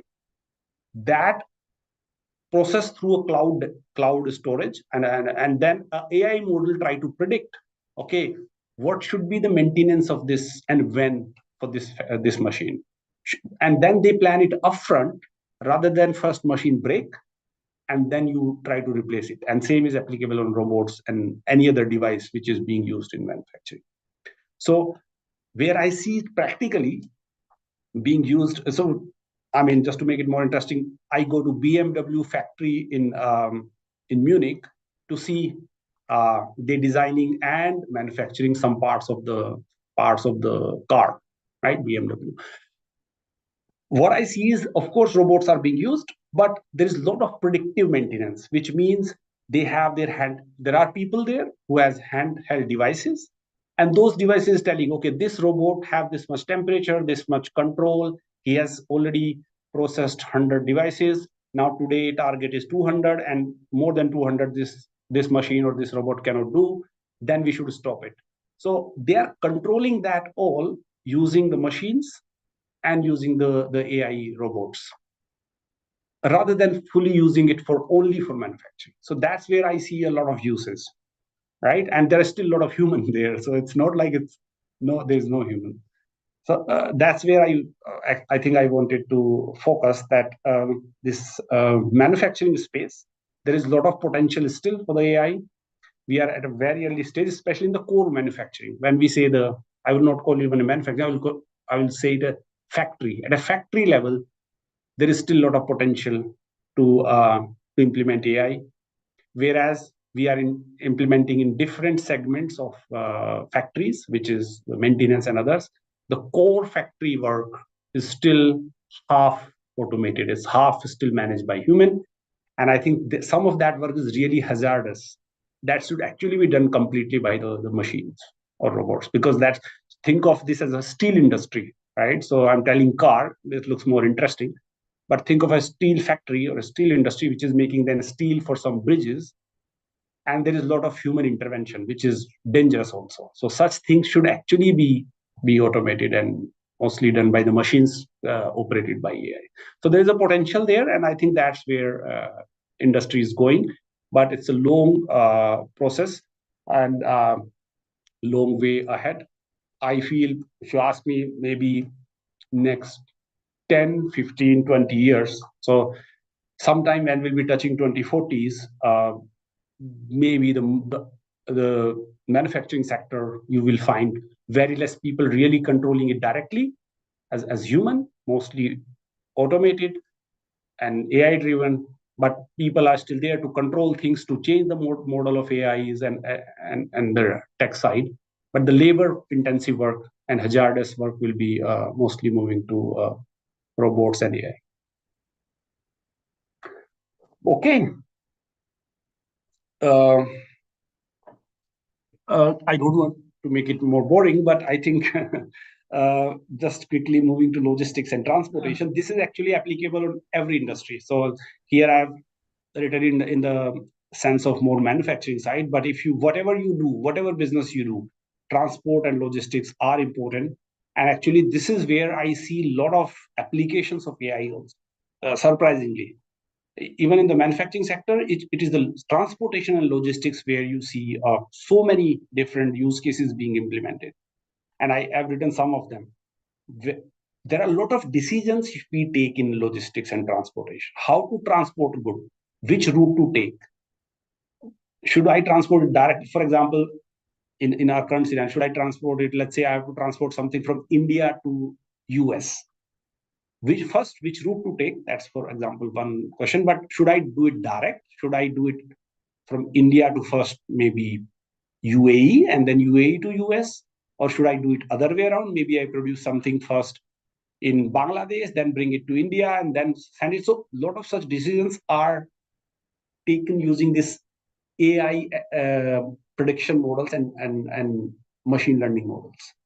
This is because this is very close to, it's not, I would say it's not exactly, but it's very close to Gen AI kind of decisions. And because of that, a lot of models are being used there. Also, there is so much data coming for logistics and transportation in terms of real-time data, which is coming from your route, which is also coming from your custom and duty sites, coming from ports, if it is going across different countries. You also basically use a lot of natural language processing to get that data, process that, use some kind of model to make sense of it, and then decide on your route or actions you need to take. Do you need to, because there are, I think now the tariff is a new term because of the Trump, but there is a lot of decision in terms of transportation which is driven by tariffs and duties between different countries. And while it looks so simple, okay, US and India now have duty or tariff, it looks so simple. But for an industry which is working in, let's say, 150 countries for selling the products and maybe 50 countries to produce different parts of that product. So 50 countries are producing, then it is getting assembled in one of the country, and then it is being sold to 150 or 200 countries. I think you have the example of iPhone, right? A typical example we keep hearing in India and everywhere, that so many parts produced across the globe comes to one place in the supply chain, then assemble in that country, then goes again back to a lot of other countries. So in that kind of scenario, think of this transportation and logistics decisions. What kind of decisions you have to make? I mean, you think of a situation, a part of a IC or a chip of a phone is getting made in China, for example, and it's iPhone. Then other parts are made in different parts. Then it's coming to India, in Noida, is getting assembled, right? And an iPhone is made. Then that iPhone is being sold again back to China. So think of a transportation plus the customs, tariffs, and duties involved in all that. Because that is just one part, right? They have, I think, few thousand parts like that in the phone, and that's about phone. And then you can extrapolate it to all other products in the manufacturing and retail space. How complex it is, and how then AI, of course, can help in this. If we don't need to do it manually. But if we have to do it manually, then that will be a bigger challenge. So I will take the last two. I would say the warehouse management is similar, but I would not take much time here. I think after the transportation, the products goes to warehouse, and where it's managed in terms of fulfilling the orders for a store or for consumers. I think one of the interesting thing which I can pick in this one is picking automation. The most of the picking of products in the warehouse is now these days done by the machines. So picking is not now manual. There will be a human who is controlling those machines. You can see on the, this is a real example. You can see on the PPT. There are of course stacked in the warehouse, but then there are machines which are whom you feed. Okay, I need, for example, in this case which I was representing, so I need 2 t-shirt of red color of this size, that is the article number. I need 1 shoes, I need 5 track pant, blah blah. This is one order.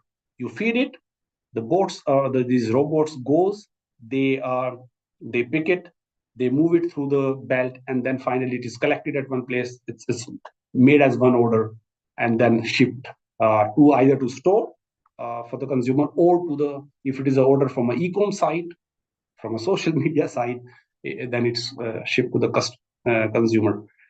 I'm not sure. So one example here I want to give in a real life example as well. I'm not sure if it is already started happening in India, but I see it in Europe at a lot of places. And I hope maybe I'll see it in India also soon.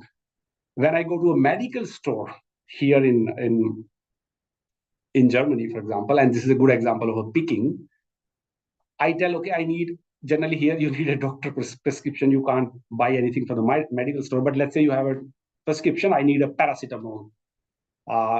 They will just enter that. They have a machine in front of them, which is like a computer or a screen. They say, okay, paracetamol, one box or 5 or whatever, or I need a second one, then I have a second one. They enter that. Then the picking of that medicine, that person doesn't go and search it in the medical store, because here it's a bit bigger than India in terms of their size. The picking happens by the robot, and they put it in a kind of a conveyor belt, then it passes, and then finally basically it's in front of that lady or man who is there on the you call it reception. So who is there, and then it just give it to you. So they don't even move in the store to see where is the medicine. I think, not sure if it is there. I've not seen it in India, but I think it will be also soon there. That saves a lot of effort for searching it, also a lot of manual effort, because you, in a big medical store where you have a huge number of people coming, you might need 1 or 2 person only to manage all of that. But of course, it has to be managed properly. You can't just say, do it for 10 customers together and then mix all of them together and then basically give some medicine from one to another. So this is a medical store scenario I'm explaining, where consumer is in front of you. He is standing in front of you, he or she. In a warehouse, it's more relaxed version of that, because there is no consumer in the warehouse. You have an order in front of you in the form like a digital order, and then you have to pick it based on that. So there is no mix and match. You know the order number, they go pick, put the order number on top of that, and that's it, and then it's shipped. So that's a much easier way in the warehouse, because there is no consumer immediately pushing you to give the medicine. So that's how it's happening in warehouse these days. And I will go to the last one, which is a bit more interesting for us, because we all are consumer. These days we are all buying from at least from the e-com, if not from the stores. I think we also buy things from the store. So how it's being used, the AI especially is being used in the retail store and e-com sites. I think that we daily see, right? I mean, that's part and parcel of our life now. I don't even need to explain anything on that. I mean, you Google, on your iPhone or on your smartphone, you search something on Google, you say, just search something.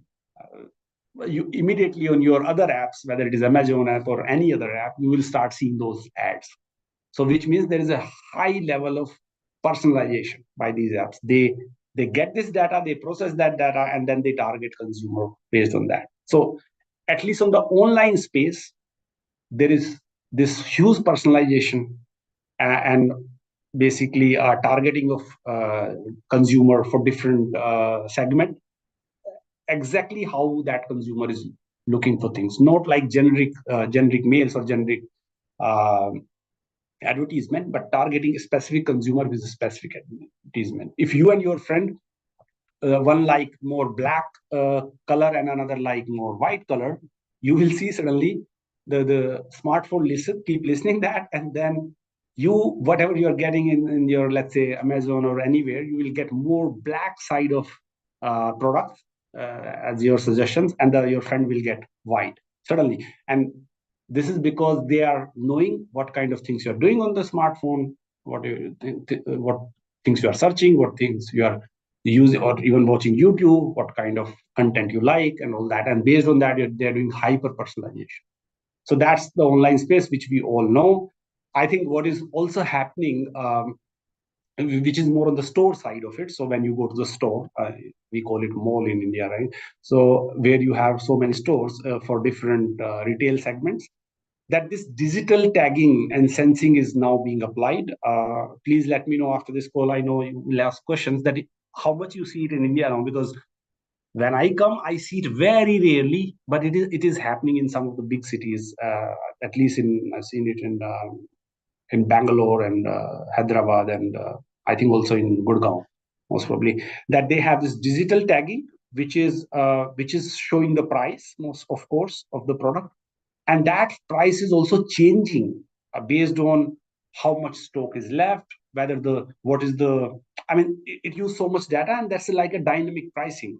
So if that tag knows that now this is, let's say, summer t-shirt, and I have hundreds left, but now the winter is coming, nobody will buy summer or this kind of t-shirt, they will automatically start giving discount so price will automatically keep changing on those devices, which is tagged there.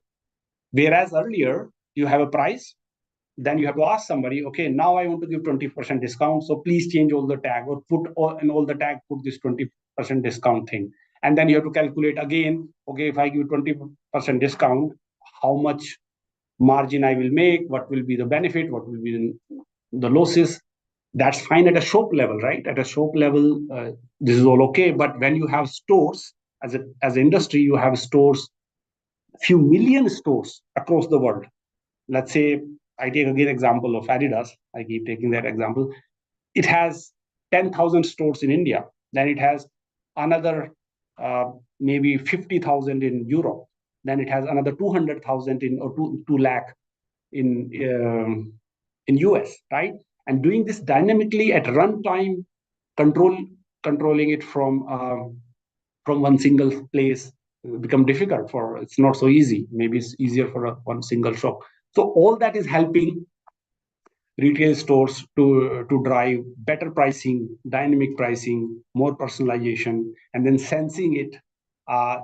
In these devices, which is this digital tagging, I've seen now also a sensor which sense who is standing in front of that item. It can be, let's say, a phone in this, if you take an example of phone, what was the age of the person, how many seconds that person had looked at that phone, and whether finally he bought it or not, all of that information there. And then after that is fed into the system, and then they're changing their next seasonal products accordingly. Phone might not be a good example in this case because phone design doesn't change so much. But let's say it's a shirt again, as I said, or it's a shoes. They can change next season the colors, the style, and everything based on the sensing data they receive from stores.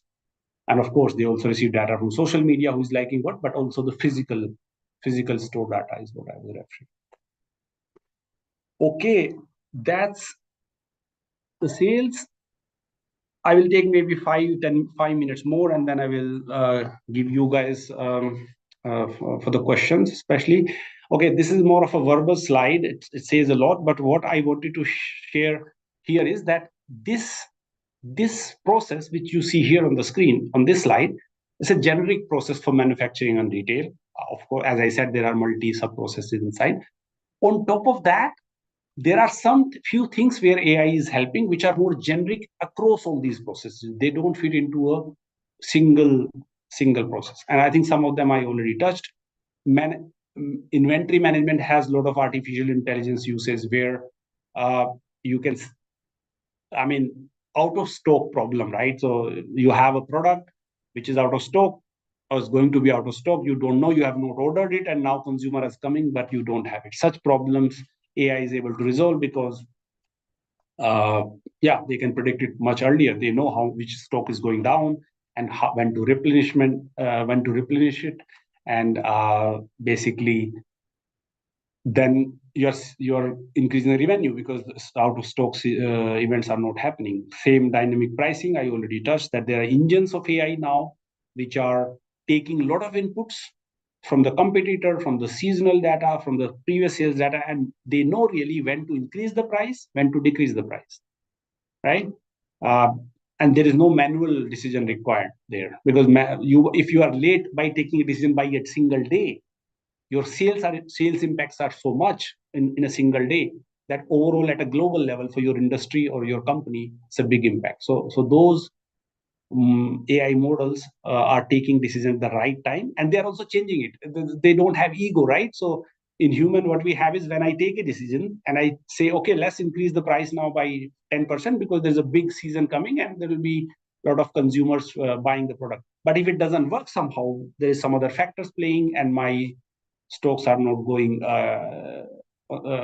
basically out and it's not getting sold. It takes a lot of courage to say, yeah, I did a mistake and now let's not increase it. Actually, instead of 10%, or let's increase only 2%, or let's not even increase, let's roll it back to the original price. Human takes a lot of time in taking such things because of that guy was senior guy who took the decision and now everybody knows and that guy is backtracking. But the AI bot takes few seconds to say, okay, as per my new model, this earlier decision is not working. So I'm changing my decision. I'm reducing the price. Now I'm increasing it again. In this country, I'm increasing. In this region, I'm decreasing. All of that is happening real time, very fast, without much effort. And the last one is more on the basically support side of these AI assistants, which I think you all know. We have so many assistants of AI now, which helps consumers in terms of their questions, their queries, and they are available 24/7. Instead of a guy sitting on phone, I mean, that become much easier, right? All these assistants. Of course, they are not perfect. Sometimes they answer something which doesn't make sense for a specific kind of scenario because they are not fully like human, but they are still very good in terms of that they are not tired. They can answer the same question 20 times. They don't get angry, and they're answering the same questions to hundreds of consumers across the globe in different languages, in different cultural tone, and they also understand the cultural sensitivity. Okay, for what kind of language or things you have to use for a specific region, a specific area, or specific sensitivity. All that they understand, and maybe a human sitting at one place in the world will not understand that. For the whole, they understand their region, they might understand their country, but it will be very difficult for someone to sit and understand the whole world. So that's why you need then multiple human handling multiple consumers in multiple regions. And here again, these assistants are helping because they just do their learning very quickly and also can do it at a scale. Okay. So in nutshell, especially for this, again, I limited my discussion to manufacturing and retail.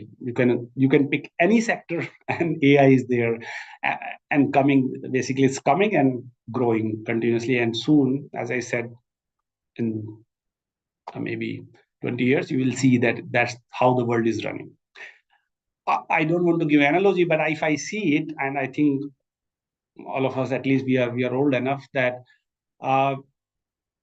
let's say early 2000, if you see the smartphone, or I would say even 2005 till 2004-5, smartphone was just there, but we were not aware, okay, what can it do? Because there was traditional phone available and we were still using that. So we were not sure this just making a touch screen, just making some apps, how much it can change the world, right? And I mean, of course, there were predictions and projections that time also, but now we know, right? Now we've seen how the journey was, where we have reached. Everything is now happening from the device. I mean, so amazing, especially in India. We have seen in last 10 years, especially the transformation in terms of digital, at least. The same, I think, is happening for AI. I'm not sure if there will be one day we will say, okay, now we are running AI everywhere, but the step-by-step process which is going on, it will slowly change everything. And so you will see AI in every aspect of your life, not just in retail and manufacturing, which I explained. Right. So again, this is this one is more focused on manufacturing, as I said. So because of that predictive maintenance I explained for the machines, there is reduction in downtime. And this number is mostly for the industry where I work, but I think it is roughly true for our overall retail and manufacturing industry. There is good quality assurance, because I hope you might have seen it, even in India, if you go to these factories which are making even water bottles, right? So the mineral water bottles, distillery and all that, they also have this AI-powered quality control. Now, I'm not sure how much AI is really there, but there is at least automation where they can immediately detect which bottle is not correctly filled, or maybe it's not correctly made, and then they take it out with the machine, with the robot, right? So at least in the bigger factories of such, and that's it's just water, right? And there will be very less things which can go wrong in terms of water. And then if you project it to a more complex product, then the quality control become even more important. And as I said, the personalization is something which is there, and it's becoming hyper personalization. That's increasing your order values, because if I'm being targeted for continuously by the social media, by all the platforms, and what I like, then maybe I try to resist. But after some time, I click and I order, and some people can resist still, some people can't resist. So there are order values which are increasing, and stock out, I explained that there are also stock outs which are being reduced by using these AI bots. The important thing is that this is not for one company against the competition of another company. Everybody is doing this. So this is happening at an industry level, at a scale level. So here, whoever is doing it at the right time, with the right process, and including these AI models, is basically finally will win. And the people who will be left behind, if either because of the size of their organization, or because of whatever reason, they have to finally use the AI in different aspects. If they will not use, they will be perished. I think they will not survive. I think we all know that special case of Nokia, right? From 90s Nokia to now Nokia. I mean, they just focused on something else rather than innovation and technology, and they just perished slowly. And other organizations which are more innovative comes and take over the market, because market is like that. Okay, thank you. It was a long monologue. I hope you guys still there. No, we are still there. Let me know if there are questions. Maybe I try to stop sharing. Yes, any queries from the participants, please raise their hands.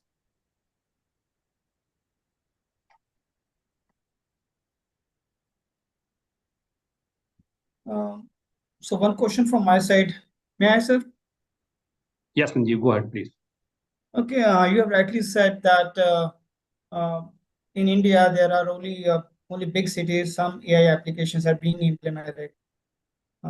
You named cities like Bangalore or Gurgaon. But we always see that India is a big market.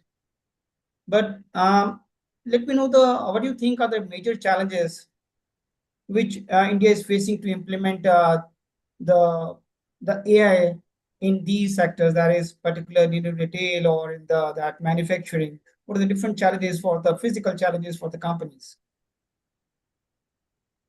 Yeah, so in my interaction, where I see challenges is the focus from the management is one of the challenge, and that's more human aspect of it. Why it comes, especially, I mean, now if we come back to India, now what I was explaining was more of a global phenomena. Now let me come back to India, because the topic is also Atmanirbhar Bharat, how we can use all these applications for that. Yeah. That most of the time we try to convince the management, and where we struggle is that we try to show, okay, how this will make things. So in retail, for example, if I implement that model or that AI module, that will improve that much of effort, that will make that much of quality better.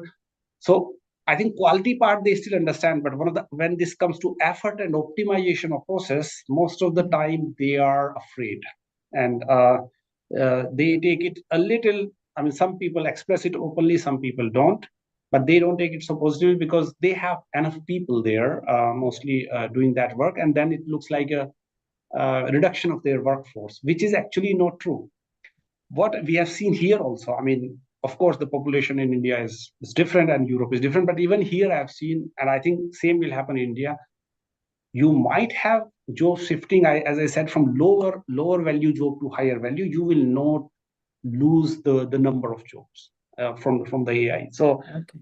the challenge will come only for the people who are currently or who are in this transition phase there, and that mindset is actually where I see a challenge in terms of implementation. Another thing where I see, and again this is more human aspect, is patience of implementation.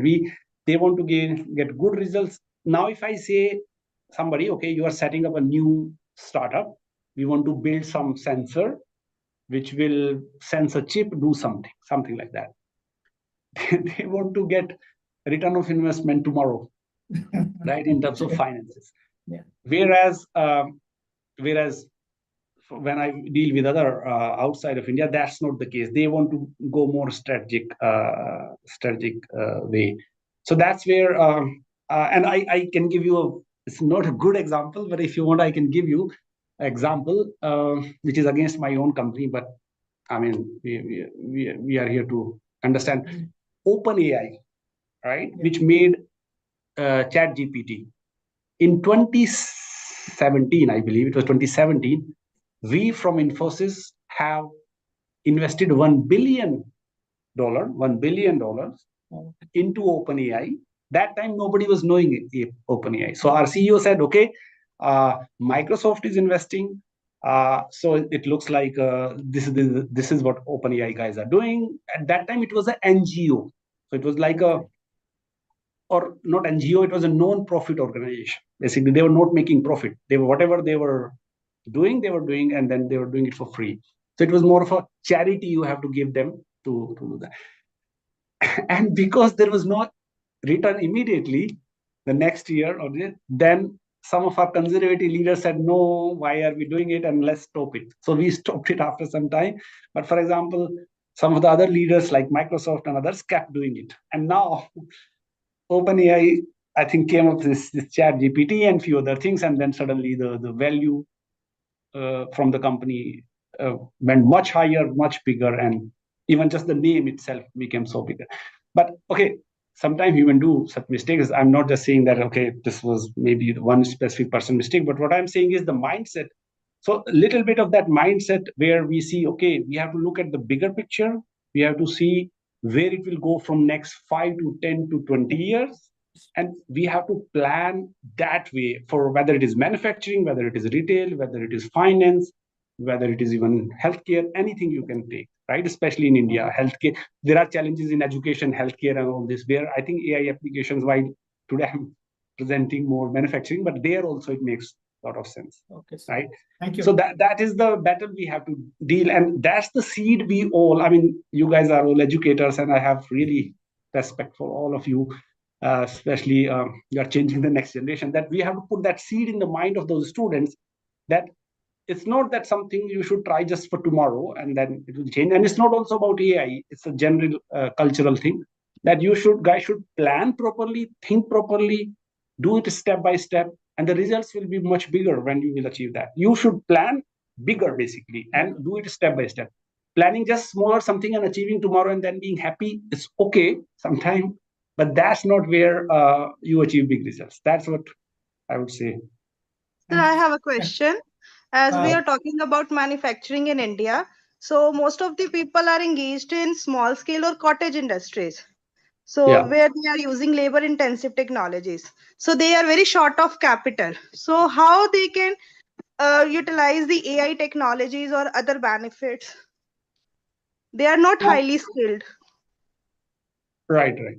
So I would say these cottage industries are mostly SMEs, right?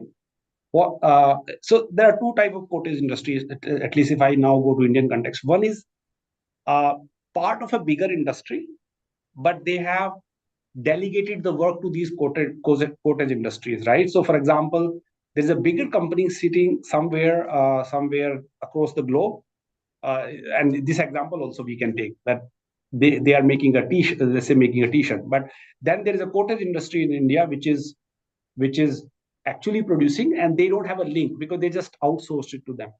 So there I think that is getting changed, and there these big companies are now pumping in money to make it more automated. I would say, I would not say only AI is there, it's also a lot of automation. And that fund is coming from these bigger organizations. But there is a fear. The problem is again that fear, because what will happen is when you come with that automation, maybe the people who are working today, they might be in a little bit under trouble, and you need a different kind of people. You might still need the similar people, but with a little bit different skills. So your question was more from financial perspective. I would say these bigger players in the market has to give that technological edge as well as the financial aid. The people who are really on their own, which is like small cottage industry on their own, right? There, I think you need some public funding for sure. And public, when I say public, I mean government, right? So you have a private individual owner which is doing something innovative as a startup, and then you need to encourage them financially as well from a public side, from a government side, and at least some of to see which one can really survive.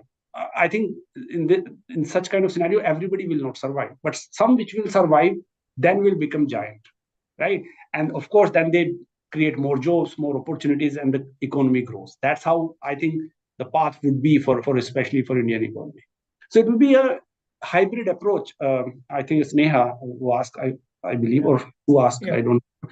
But it's a hybrid approach which we will have to take. And I think finally, it's more Darwinian theory. It's like natural selection process which will apply, and some people will survive and move ahead, and some people might not survive.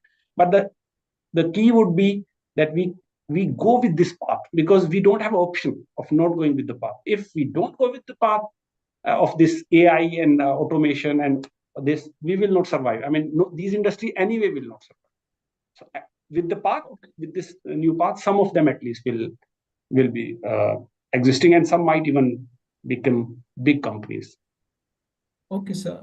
The next question is from Mr. Arun Patel.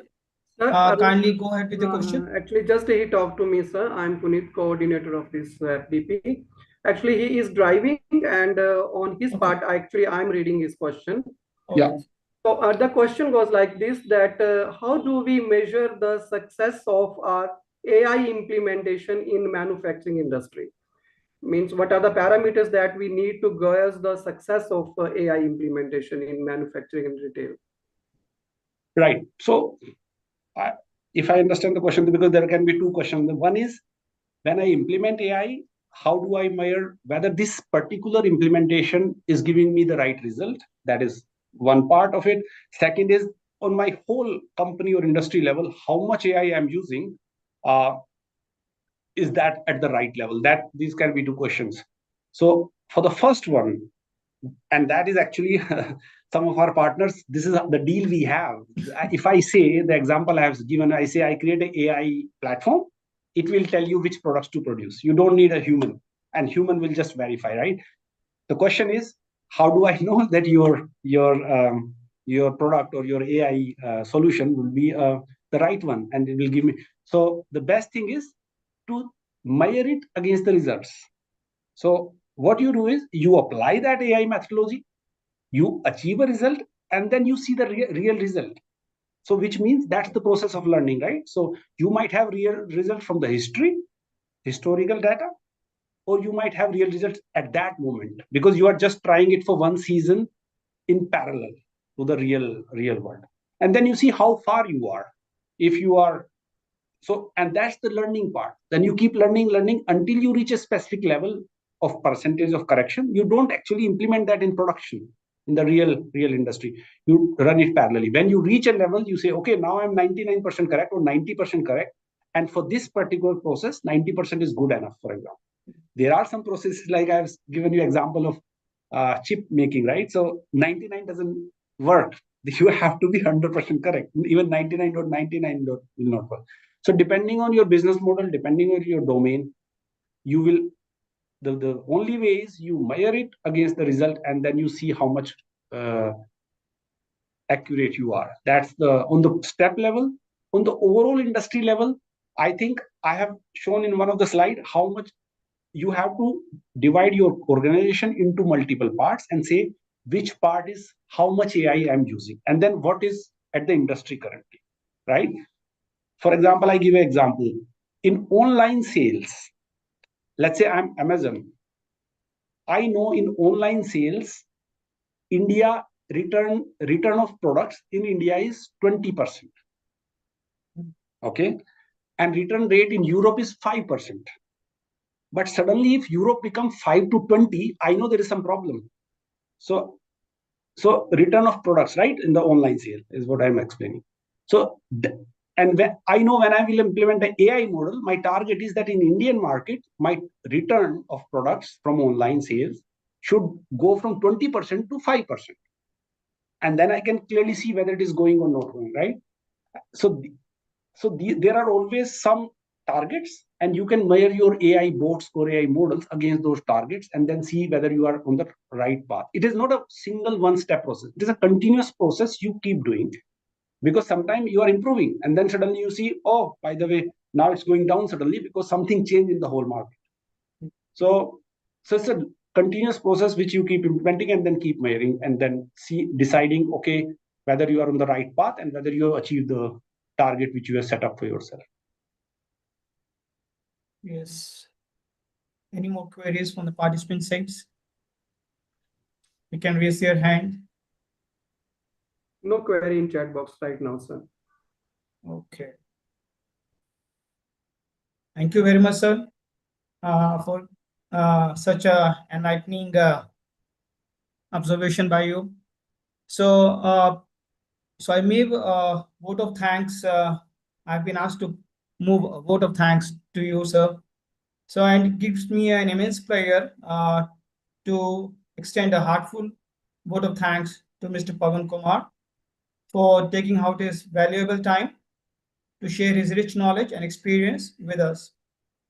His insightful session on such a dynamic and contemporary topic was truly enlightening, especially in the context of India's Atmanirbhar Bharat mission, which emphasizes self-reliance through innovation and technology. Mr. Pawan has taken very simple examples which beautifully highlighted how artificial intelligence and machine learning, they are not just the buzzwords, but real transformative tools shaping the future of industries. His simple explanations and practical insights, that is the highlight of this session, that is the practical insights enabled us to visualize the limitless opportunities that AI offers in today's fast-changing world. His vast expertise in the field gave us a clear understanding of how these technologies are revolutionizing various sectors, particularly as Sir has beautifully explained the applications in the manufacturing and the retail sector by making system more intelligent, adaptive, and efficient. As Sir has rightly pointed out, AI has become a powerful catalyst in the manufacturing industry and also in the retail sector. And it's playing a pivotal role in shaping business models, from enhancing customer experience and personalizing shopping journeys to streamlining supply chains, improving logistics, and enabling accurate demand forecasting. Now, these are the remarkable examples of how a technology can empower business to stay ahead in a competitive world. We are greatly thankful to Mr. Pavan for sharing such a deep, thought-provoking ideas and real-world applications, which has given us, all of us, a broader and more practical perspective of AI's potential. I would also like to extend sincere thanks to all the participants for their keen interest, active engagement, and a thoughtful interaction throughout the session. And special thanks to the technical support team for their effort to ensure a smooth and conduct of the today's session.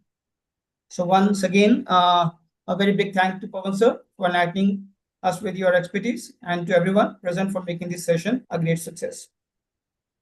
Thank you very much, sir. Thank you, Pavan sir. Now I request Professor Puneet Sharma, the co-coordinator of this FDP, to take the charge.